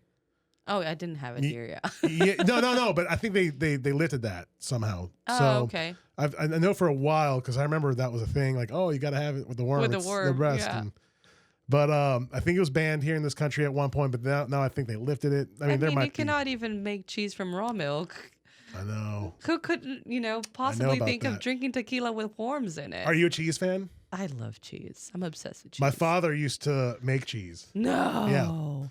Yeah, he used to. It was years ago. I think in the late '90s. Have you learned something? Like, I want to. I did need he a. pass it through? No, because we both got into this business. So this is a family business. Yeah, this cigar shop. amazing. Yeah. Okay. So he was. He taught you how to do this. Yeah. Well, actually, we That's both great learned at the same time. Like we Oh, both got okay. into this industry together, and That's cool. Both learned, yeah. That's wholesome. yeah, it's Ooh. awesome. But no, he was doing cheese, and I know all about the raw milk cheese. It's a Oh, black that's- market cheese in this country. It's a crazy Yeah. thing here, yeah. Mhm. Because of my best friend used to make cheese in Brazil, like farm, very countryside thing, and I don't know, she got like golden medals for all her cheese. Yeah, it was Wow. it was great. So I never had it because she started making when I left, but I had no idea till I had contact with about how raw milk is a no. And there's actually, I'll recommend this for the listeners. So a lot of what my view on fermentation and all this like cultural aspect of it comes from this book from Michael Pollan called Cooked. And it became a series on Netflix. Oh, okay. So the book and the series are divided in the 4 elements: earth, air, water, fire, to explain basically humanity based on that, but from the cooking perspective. And earth, obviously, it's from the fermentation standpoint. And it's beautiful. I get the goosebumps. When I I'm gonna teach, check that out. it's amazing. And when I teach, it's still on Netflix. When I teach a fermentation class, I always put like a 20-second like clip of that episode. And in that episode, he goes to a convent and he interviews a nun that makes cheese. And it's the funniest shit because she makes cheese. She learned with the French lady. She makes cheese in a wooden vat. And the FDA, obviously, when Yep. they learned about it, they came to this old lady. And she's a biologist, by the way. Yeah. She's not just any nun, she's a nun and a biologist. Like, oh my God. She was just like, what do you mean I cannot make my cheese in I have to use the wooden vat because I need the bacteria that is in it. That's right. And the FDA is like, absolutely not. Like, you're making cheese. I don't even know if it was raw milk, but I know that the FDA went bananas, and she was just like, try it. And it's so funny. Absolutely not. Like, she goes like, ugh, I'm not like, the germaphobe aspect of it. It's crazy here. Speaking of culture, I know. In this country, and I'm not like saying drink raw milk, because obviously there are. I'm about that. See, I think you and I kind of share these sentiments. There are, like what, salmonella, like God knows what, like that. You can absolutely die from it. It's super fucking dangerous. But like, I don't know, man. But if it's bad, those cheesemakers know what they're doing. Yeah. Come on. Like, they test the pH. There's several ways of testing for this kind of stuff. And it's just like, I don't know, it's the funniest thing on that episode when you see the like little old nun, talking about the FDA going like for her throat. Just like, damn, this old lady is that threatening. So I know that's funny you mentioned about the wood aspect. I know a little bit about that because I know when my father built his, I guess, creamery, he had to get approval from the state, and he was doing cheeses in like the European method, right? So they would age them, and he would age them like in a cellar, but he was using wood, and like they came down on him, like, you can't do that. And it's like, this is how like the Europeans have done it. I'm trying to make that and recreate it. So I forget what he had to do, like if he got some sort of approval or he had to like change it. I forget. That was like over 35 years ago. Stamp of, Yeah, and then the whole thing with the raw milk. I mean, people don't understand the raw milk, and I don't know if you know, in this country, it varies by state if it's legal or illegal. Of course. So like in Mississippi, everything does. I know, because every state's like a country in this here. Exactly. In Mississippi, it's legal to buy and sell raw milk. No way. But in Louisiana, it's illegal. In California, it's legal. I thought it was nationally illegal. I'm about to go to Mississippi, sir, and buy some raw milk. They're actually talking about legalizing it in this state. So I hope that can come about. But no, I'm all about, like, I'm a proponent for raw milk. Always have been, because of the benefits it has. The cheese is so much better. It is. It's tastier. It's just richer. So much tastier. Like, it's no comparison. I'm sorry. Like, I mean, obviously palates are, each their own. But now I think raw milk cheese is only legal if the cheese has been aged either 60 or 90 days.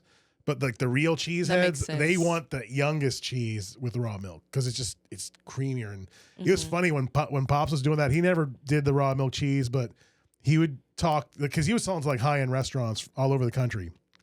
He got to know that like there was like a black market for raw milk cheese. Bet. And it was kind of funny, like, man, of all the things in this world, like, that's like the black market item is raw milk cheese. And this is so funny. Like, have you guys, I'm sorry, and by guys, I mean Americans, and by Americans, I mean the state, have you guys not learned anything about, prohibition? Like, if you make it illegal, we'll do it anyway. There's going to be some find group a way, that takes advantage of that. Like, and that's the funniest, just regulate. It's going to be so much healthier and, safer, and everyone's going to make money. Like, the state's going to make money, taxes and whatnot. Like, this is the funniest thing to me, where, like, this is where culture, I think, kind of like overpasses anything else, where it's just like, you can make money out of this. And, Americans know how to make money. So it's so interesting to me how, like, some things are like a no-no. And I don't understand. Like, I think it's the germaphobe culture speaks higher, in a higher volume than just the capitalist, which is crazy to me. Like, as an outsider watching, it's like, you guys are insane. I know. So raw milk, it's a no-no. But you can sell McDonald's. I know. Like, I love McDonald's. Don't get me wrong. I mean, but potentially a more toxic, kind of more dangerous product, right? It's insane. They allow what's that? Nitrites in like dried meats or cured meats, and that I saw this documentary about nitrites that scared the heck out of me. Like the damage that product, that additive does. I don't even want to go. Yeah.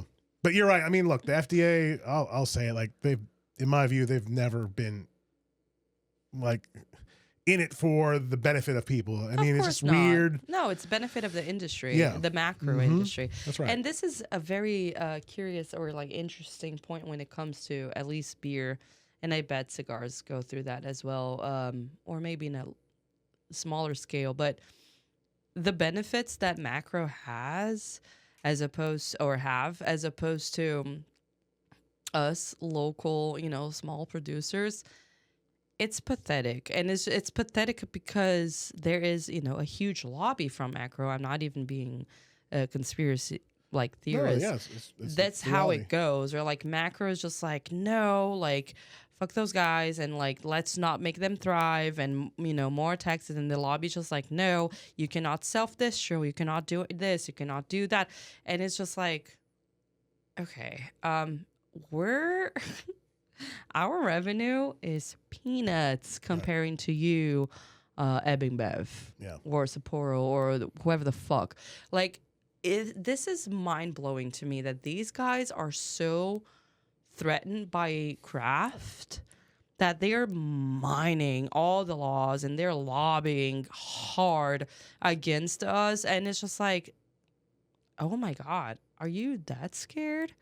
Like, are you that aware that our product is so much better than yours that you have to go through that? It's just like, and impose your will on the lobbyists to like create your legislation. We cannot do shit. Like, if I'm not mistaken, and I moved here like 3 years ago.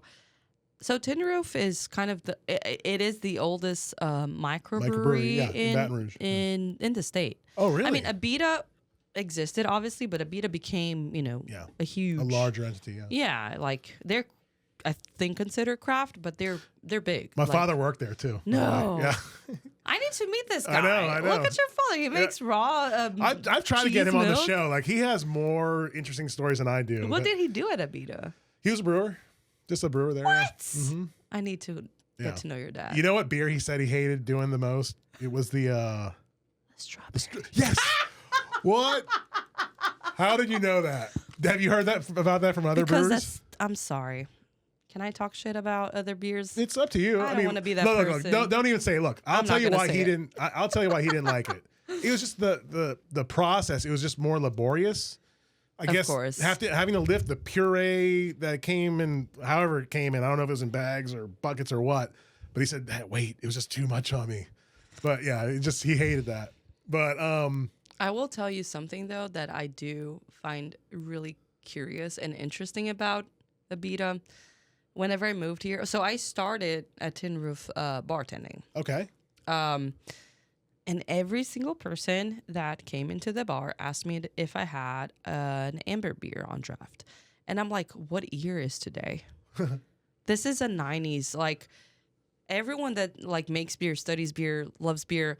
I love amber beers, okay? Like, that's one of my fucking favorite styles. But this is so 90s. And I'm like, yeah, we have a beer that is amberish in color, but we don't have an amber ale or an amber lager. And people are just like, okay. Like, they were so frustrated because they wanted. And I was like, and I go to my manager and I was like, why is everyone ordering amber beers? It's like, Abita. And I was like, oh. Abita is such. So the amber, I think they have an amber. Yeah, it's Abita Amber. Yeah, Abita Amber. Yeah, sorry. I should know that. But the fact, like, they're such a staple in the state that everyone here loves ambers because of them. And I love that about Abita, because ambers would be completely ostracized if it weren't for them. Like, in any, I'm telling you, I haven't been to the 50 states, but go to any other state. That's not going to be, the first choice of any single person. You know what? Now that you mentioned that, you're right about that. It's crazy. Yeah. It's crazy what they did. And the strawberry, that's what I said. It's another staple. But people are obsessed with this beer. Obsessed. I remember after my first shift as a bartender at Tin Roof, I went to the Circle K cross street, and I was like, I need a strawberry lager Abito. I need to know what these people like to drink. Yeah. And, well, yeah. Did you try it? I did. It's You didn't like it? Whatever. Yeah. That's not the point, right? But I do appreciate. So what I was saying is that I think Abita was the first craft in the state, but if I'm not mistaken, Tin Roof came right after, or not right after. I'm sorry. They were the first. I think more similar thing to Abita, right? Like from a craft perspective, okay? Like making craft beer and at that time you could not have a tap room. This was 13 years ago. Mm-hmm. This was so far out that laws did not allow you to have a tap room if you were a brewery. So the only way people could drink your beer was if you did tours and you gave them free pints. How crazy is that? Yeah. Like you couldn't even have, I think you could distro, but you could not have a bar attached to your brewery for people to have your beer. This is just like insane. Yeah. Like why even make it then, So well, that puts the operation already at a disadvantage. Exactly. Right? Where this is now like, you have to depend if you're a startup. It's like training a sport without competing. Yeah. That's insane. Like, why would you do it? You know what I'm saying? Like, it's just for the love of it. And that's why I admire Tin Roof so much from, a lot of aspects, but from a historical perspective on, growing the cultural, like, craft in the state. And mind you, I might be wrong with the history, and I would love for someone to let me know. Because I don't know where Parish stands here or, the other, like, big ones, Urban South. And I don't know when they came. But if I'm not mistaken, Tin Roof is one of the oldest ones. And we started when we could not have a tap room. Wow. And the fact that we went through, that just like betting on it and just be like, no, hold on. We will make it. We will make it. I just find that fascinating. Yeah. How a business owner was like, no, we're gonna get there. Yeah. We just need a little patience and fight the man, And we did. And it's just like, to this day, man, we're still kind of fighting the man. Well, I know, wasn't Tin Roof, and I don't know if you know all this, I know that there was like some sort of lobbying group organized by the Louisiana craft brewers. The Guild? Yeah, is that what it is? Yeah. Okay. I mean, yeah. I know they've been instrumental in helping they're fundamental. pass laws to help benefit the microbreweries. That's if we have anything, by we, I mean the whole craft community is because of the Guild. Mm. The Guild is essential in this role of trying to get, a little foot on the door. Right. At least compete with like the big guys. No, the Guild is the reason why we can do all that we can do nowadays. But there's still room for, and this is not solidly on the Guild. Like, we still have a lot that we could do it, and they're fighting for it. I'm not part of it, nor I think I should be, but they're fighting constantly and like daily to get more, their foot. More rights or just benefits. And it's also hard because from a market standpoint, craft is like no one's, Gen Z doesn't drink beer. Yeah. Gen Z doesn't drink. I've read a lot of articles about this. They don't drink. Yeah. Whoa. Which is like, I'm not making, I don't know if it's good or bad, like probably healthier, but they like RTDs. They like Delta 9 stuff, which is like fine. But within, with that in mind, our market is shrinking, obviously. And a lot of breweries are pulling out of distro, which is a wise choice for them, but it makes us lose space. And by us, I mean everyone, I don't think anyone sees it like, oh yeah, if like NOLA's pulling out, great, I have more opportunity. Like, no, this is upsetting. We don't want the market shrinking because again, I don't even know if we can keep up with several demands now that other breweries are pulling out. So it's a weird situation right now where we're trying to understand if we can make more, but without compromising quality. Right. For sure. Yeah, it seems like the shrinking market now, or the future prospects, are going to present challenges, especially to the microbrewers. Like, what do you do now? Like, what are the strategies you got to think to stay relevant? And this is something that the cigar industry has always had to contend with because our market's very small. It's like less than 1% of the population that smokes cigars. So that's so tiny. I mean, people think that the cigar industry is like made of just rich entities, and it's really not like that. A lot of it's still small family business. How much does a cigar cost? I don't even know. It just depends. I mean, they have some that start at like the $2 range per stick. Others, I mean, we have one that sells for like $600 a piece, but that's very rare. Yeah, just one. The Davidoff Oro Blanco. That's an expensive hobby, sir. Yeah, but the average, I would say the average stick, the median price point is about $8 to $10 a stick. And some people, like what I consider a regular smoker is like maybe smoking 1 to 3 a week. And usually once a week is like what I classify as a regular cigar smoker. Oh, okay. So it's very small. It's not anything big, in terms of an industry or market. So we've always had to have like deal with how do you navigate business in like a very niche, like ultra niche industry, So like doing things like this, like a podcast, we've had to like try to think, how do we market ourselves? Because we also have prohibitions where we can't advertise on certain outlets, because there are laws or maybe just policies. The Facebooks of the world don't want to accept our money to Are you serious? To promote a post. Yeah. Like we have to let it grow organically or rely on people sharing it. So for real. Yeah. So we're always met with, a lot of challenges.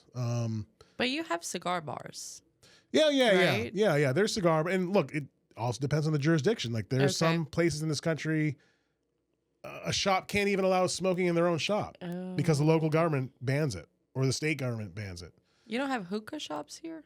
There are hookah shops, okay. Yeah, but I found that's kind of, at least in this market, in this area of the country, it's kind of diminished.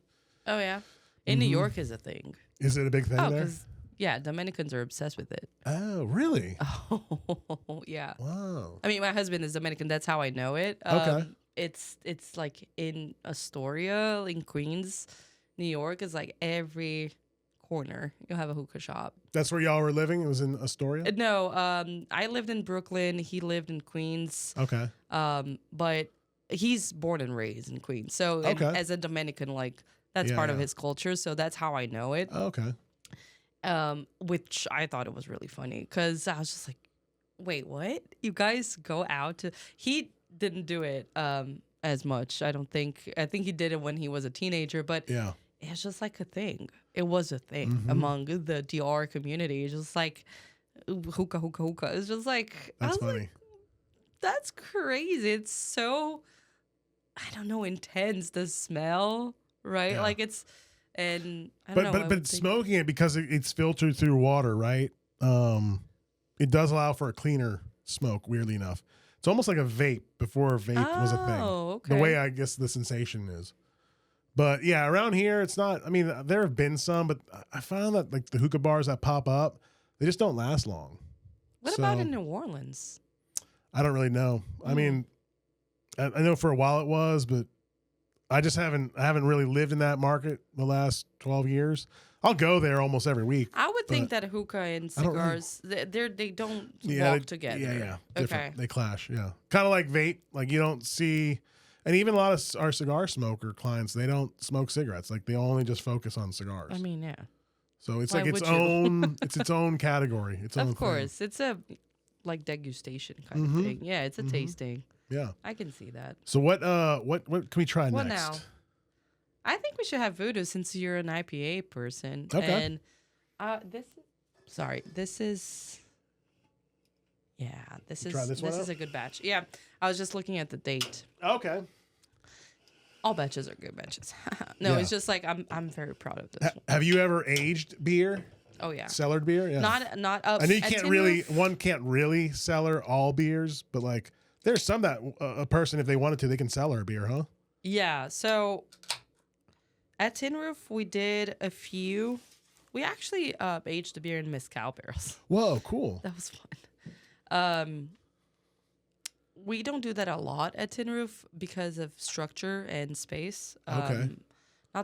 Not space as in we have a lot of space. Cheers. Salud. Not as cold, but Oh, that's okay. it is citrusy. Mm-hmm. It's more of you. In order to age you do need a certain structure, but the barrels to begin with, but also kind of like it's hard to age beer in 95-degree weather. You need kind of like a appropriate climate. You need appropriate wood. You need certain like things that it makes it a whole other investment for you to do it. But we've done it a couple of times with stouts mainly, and it was fun. Good stuff. We did actually a stout that was before me. I was actually cellaring at that point, but the brewers before me did it. They aged a stout, a porter, in 3-roll rum barrels. Oh, cool. That was fun. Which is now Oxbow. Which but is now Oxbow, exactly. Whoa, cool. It was really tasty. Very, I want to say kind of like chocolatey, but not like chocolate, just like from, the wood thing. I love barrel aged beers. I think it's an interesting niche or segment. Mm-hmm. It's just a whole other thing. Like, I don't think one should undermine the art of barrel aging beer. It's not that easy. And it's really easy to go wrong. You know what I'm saying? Like, if you don't have the appropriate, and I don't think people, not to be presumptions, but I don't think people know that this should be really like, it's almost like a rigid like thing. You should make sure, like someone that does do that. Step one, then do step just two. like make sure you're not having a lot of infection or bacteria that you don't want. Like, it's a sensitive matter. Now, someone that does that really well is Parlo in New Orleans. Parlo? Yeah, they're in the Bywater. They are, I think, specialized. I don't want to say that, but because, I don't know what Eric, the owner, would say, but they're mainly putting out a lot of lagers and a lot of mixed fermentation beer that go in either foeders or barrels, and they do that exceptionally. It's really, really good beer. Very interesting. And the thing with barrel aging is that you create your own microflora, so you have your own bacteria acting. And obviously it's the same, species of bacteria like Pediococcus or Lactobacillus, but it's almost like your own brewery have their own terroir. It's really cool. Wow. Yeah. I guess that makes sense. Because you're blending beer that comes from the barrel that was there, and you're getting, wild spontaneous bacteria from the environment. So you're literally creating your terroir. It's really cool. Yeah. So I think Parlo beers, whenever you drink a Parlo beer, it comes from Parlo. Interesting. So that's the thing. Yeah, if you're obviously a beer nerd like I am. Yeah. But it's another, if, whoever's listening, go to Florida, St. Petersburg, there's a brewery called Green Bench that has a cellar with, I want to say, more than 300 barrels. It's insane. They have the brewery, and they have, right next to it, a place called Webb's Cellar House, which is their cellar with 385 barrels. It's insane. It's gorgeous. The smell of it is different. You go there and it's quite chilly, and there's a reason for that. Like, you need to be, climatized. And then they make ciders and blends. And this, like, top of my head, the two breweries that I love and can think of barrel aging beer really, really well. But it's not something that it's easy to make or profitable, because you have to let it sit for at least 6 months, right? So, And then so many things seem it can go wrong, and like ruining a batch. Yeah. Man. Yeah, vinegar, like acetic acid, when that nail polish, like it's really hard to maintain. It doesn't seem like it, but it is. So it's a very fun project, but it's up for the brewer to decide if they want to do that. And also you can have cross contamination if you're not clean enough or thorough enough or careful enough. Those bugs can, not bugs, but Yeah. It's, it's an organism. They are carried out in your clothing, in your beard, in your hair. So you can easily cross contaminate something if you're not being cautious. So do you want to risk that? I've heard that, and I guess in your world, the brewer's world, you're basically just a glorified like janitor. Is that accurate? Like you got to be very mindful about your space, not to contaminate it. This is such a. I love that you said that because it's true, and it's interesting. Like so, a lot of when you're a home brewer, and I can say that because I was one. People, watch you in professional brewing, like, oh my god, I want to do that. I want to do that. I want to do that, and then you start washing kegs. Because that's where you should. This is no hazing. This is not like, okay, you really want this, then prove. Like it's not about that. Like at other half, I was washing kegs for 3 months. I don't think I could have washed for 1 month, but whatever. That's just my resentment towards washing kegs for 3 months. But guess what? I learned a lot about cleanliness and thoroughness with washing kegs for 3 months. Like that's where one should start, and then. Whenever people go to that industry and they start washing kegs, they're like, oh, fuck this. This is so annoying and, garbage. I hate it. Yeah, so that's where you should start. Because if you don't know how to clean a tank, if you don't know how to clean a keg, you're not a good brewer. If you don't know how to clean lines and do a proper, purge, like if you're not aware of how to take care of a cellar, you have no place in a brew house. Because good beer is not just making a recipe and putting all together and knocking that out in a tank. That tank needs to be clean, and you need to know how to clean it, and you need to know how to inspect it, and you need to know how to maintain. Like there's so much that could go wrong, so much Luis. Like if you have a tiny teeny bitty like organism, or you have a little leak where now oxygen is getting into your beer after fermentation, you oxidize an entire batch. And I know that because I've been there. Yeah. I think every major brewery at some point, micro, macro, has had to contend with that scenario, huh? That nightmare. I mean, like just ruining a batch. That's why you have SOPs and, like protocols to not go through that, because it's a lot of money down the drain and a lot of labor like that it's wasted, and you don't want to go through that. Yeah. And to be clear, if whoever's listening doesn't drink beer or know about beer, it's not a hazardous for human consumption. The type of bacteria that can grow in beer, even if it's contaminated, it's never going to kill you. Like you're never going to die from it. So it's not like, if you get a bad batch, you're not going to throw up or be sick. You might get like a little, intestinal something, but it's not something that is hazardous, like life-threatening for humans, just to be clear. But it doesn't taste good. Right. Or yeah, there's an off flavor. There are off flavors, or it's not going to last in a shelf. And you want that to last in a shelf, right? So it's really important to be clean. Like it's 80% of the job. 80% of the job. I'm like not even joking. I think I brew nowadays probably 2-3 times a week, and I clean tanks every day. And my assistant helps me brew, and she cleans tanks it's 80% of it. It's cleaning. Yeah. And using proper chemicals at a right temperature and right pressure. Like it's all, and it's science. And this is another thing that I'm sorry, I'm going on a tangent right now. On a rant a little bit. From,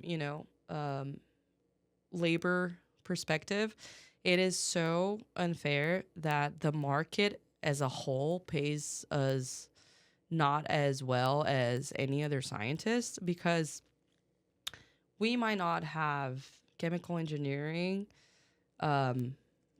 diplomas, although a lot of my coworkers do.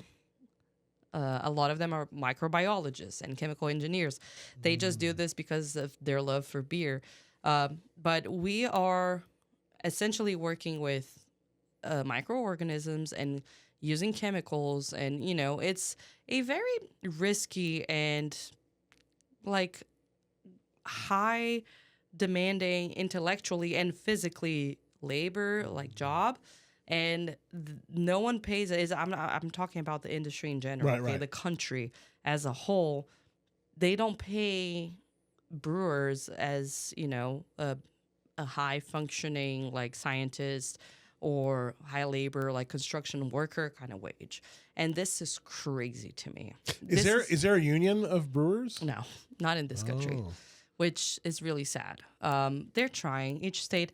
Yeah, I they know try, that in New York they're trying really hard, but it's really hard to, because that's the thing. Like, so many people want in that if you don't wanna, oh, someone's gonna get your job. Right. They don't care to do that for $14 an hour. Like, God knows how much. It's just it's not just here. In my country is the same. In Brazil, in Europe is the same. Like, it is a low paying job. Wow. That to me is insane. No, from the Western world at least. I haven't been to the Asia or other countries like that, but I know from interviewing people and from working in this industry for 4 years now, no one pays what like they pay a scientist. And I'm not saying that we are scientists, but we do have to know a lot of science, and it's very labor intensive. So you would think that they would pay us like a construction worker, because a construction worker makes so much more money than brewers do. I have a friend in the electrical union, and the rates they get are pretty high. Exactly, as they should, right? As they should. It's a specialized job. Yep. This isn't a specialized work that is underpaid because so many people want in because they think it's cool to brew beer. And it's really cool to brew beer. Right. But it's really, really, really labor intensive. So that's just my rant. I'm Yeah. sorry. I'm going like, No. wow. But it's something that I don't think people know is. So if you meet a brewer,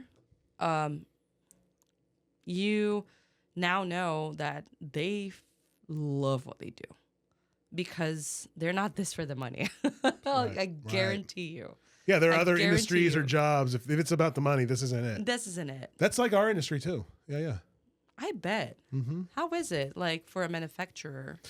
Well, for the owner, it could be good Okay. and lucrative, but like I look at like the salespeople, like they just seem to be paid lower than an average like sales job.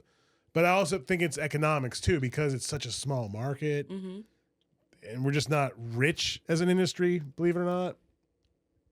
Because I mean, I've talked to people like in the pharmaceutical world; those sales reps get paid bank. Oh yeah.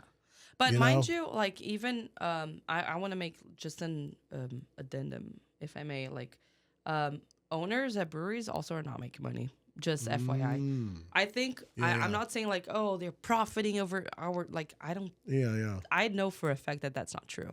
Yeah. Even the big ones. Very small margins. Because the ingredients are so expensive.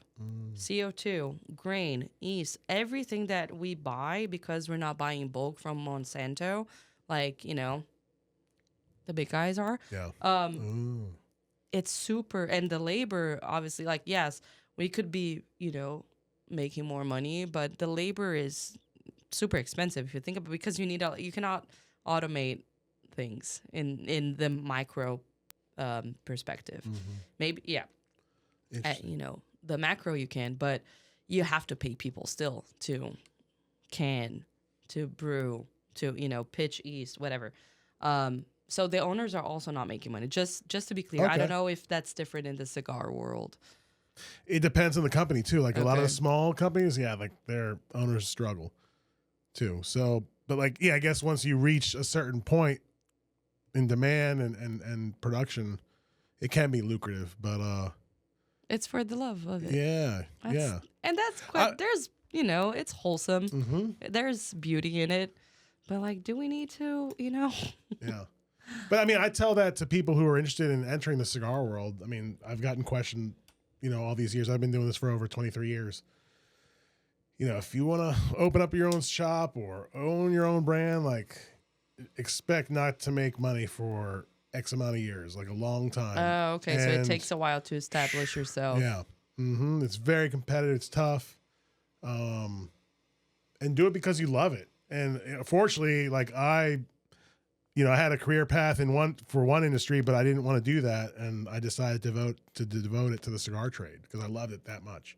I mean, I've been smoking since I was 16. I probably shouldn't say that, but like, I just love something about this product just was so attractive to me from the get go.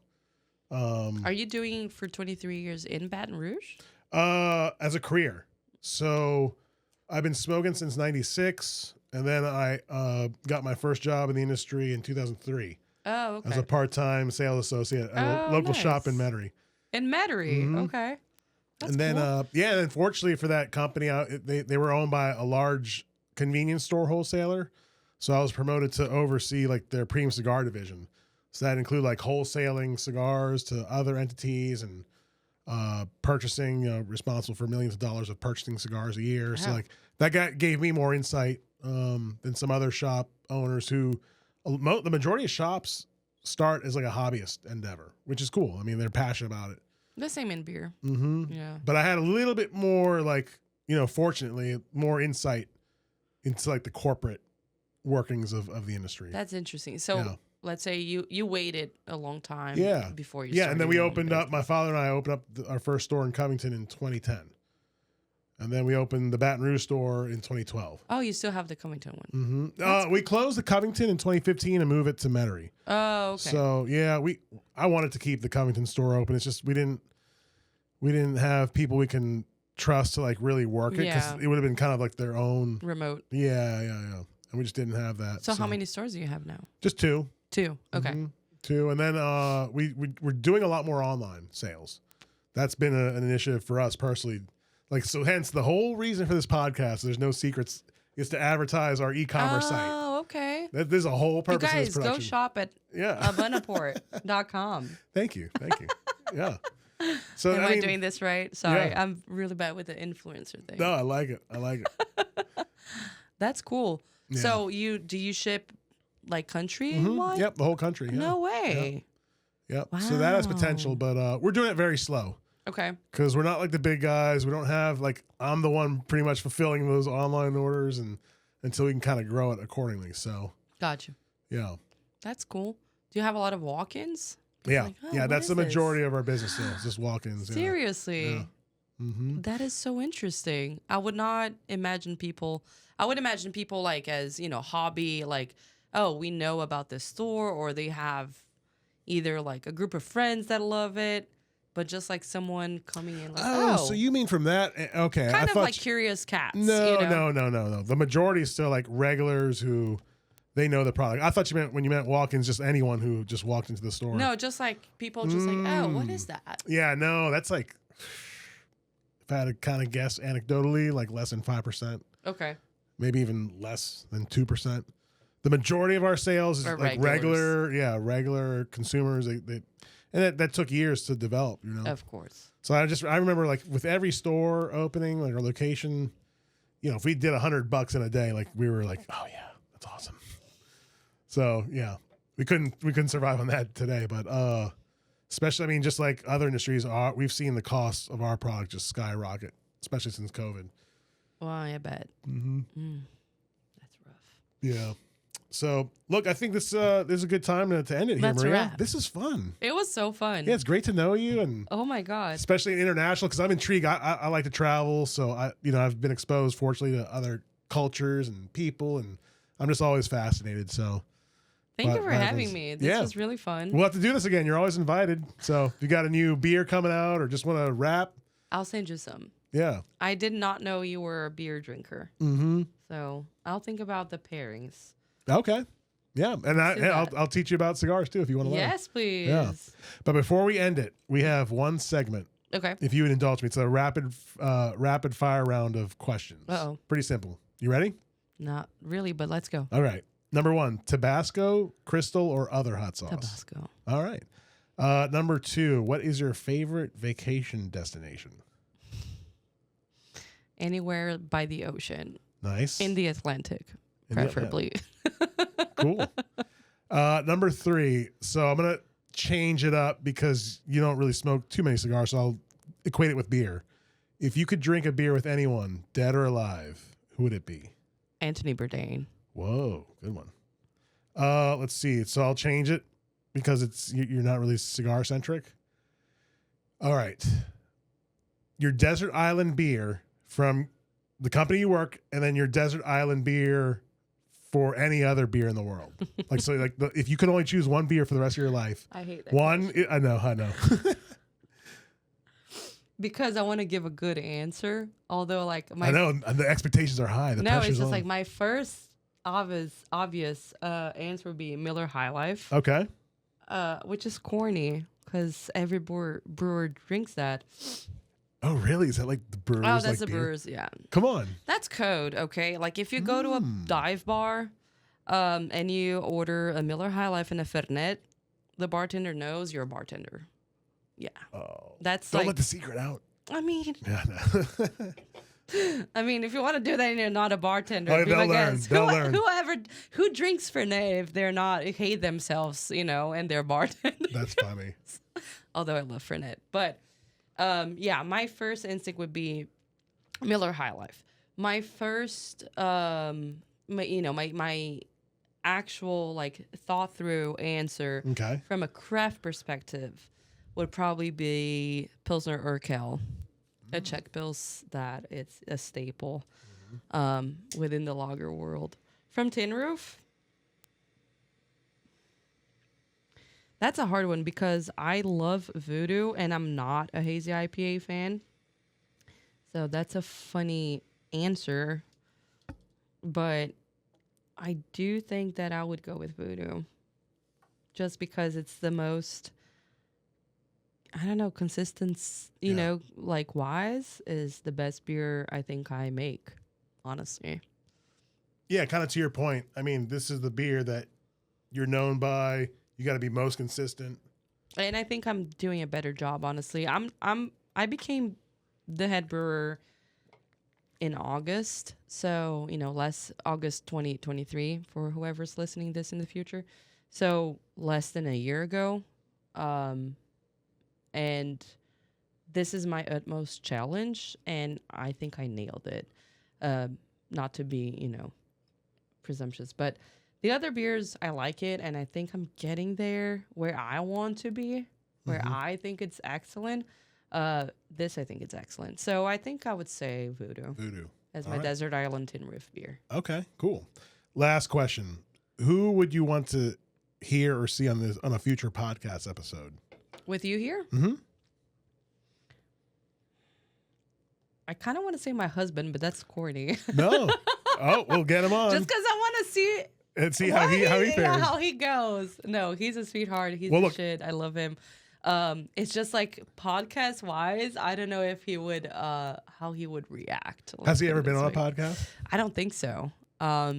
He's an introvert extrovert. Oh, okay. So it goes really well socially, but I know it takes a lot for him to open. So I would love it. He's very charismatic though. And he's from DR. I mean, he's from Queens, New York, but his mom is from DR and his dad is from Colombia. So I don't know. Oh, we could find some common ground. Yep. I think so. And he brews beer too. So well, hey, look, he's got the invite, so let him know. Plus, I think it'd be nice. You came on here. I would love to see that. And now you gotta send him here. So. I will love to see that. Okay, hopefully we can make that happen. Thank you, Luis. Maria. Thank you so much. That was so it's been fun. A pleasure. All right, take care. All right, everyone. See ya.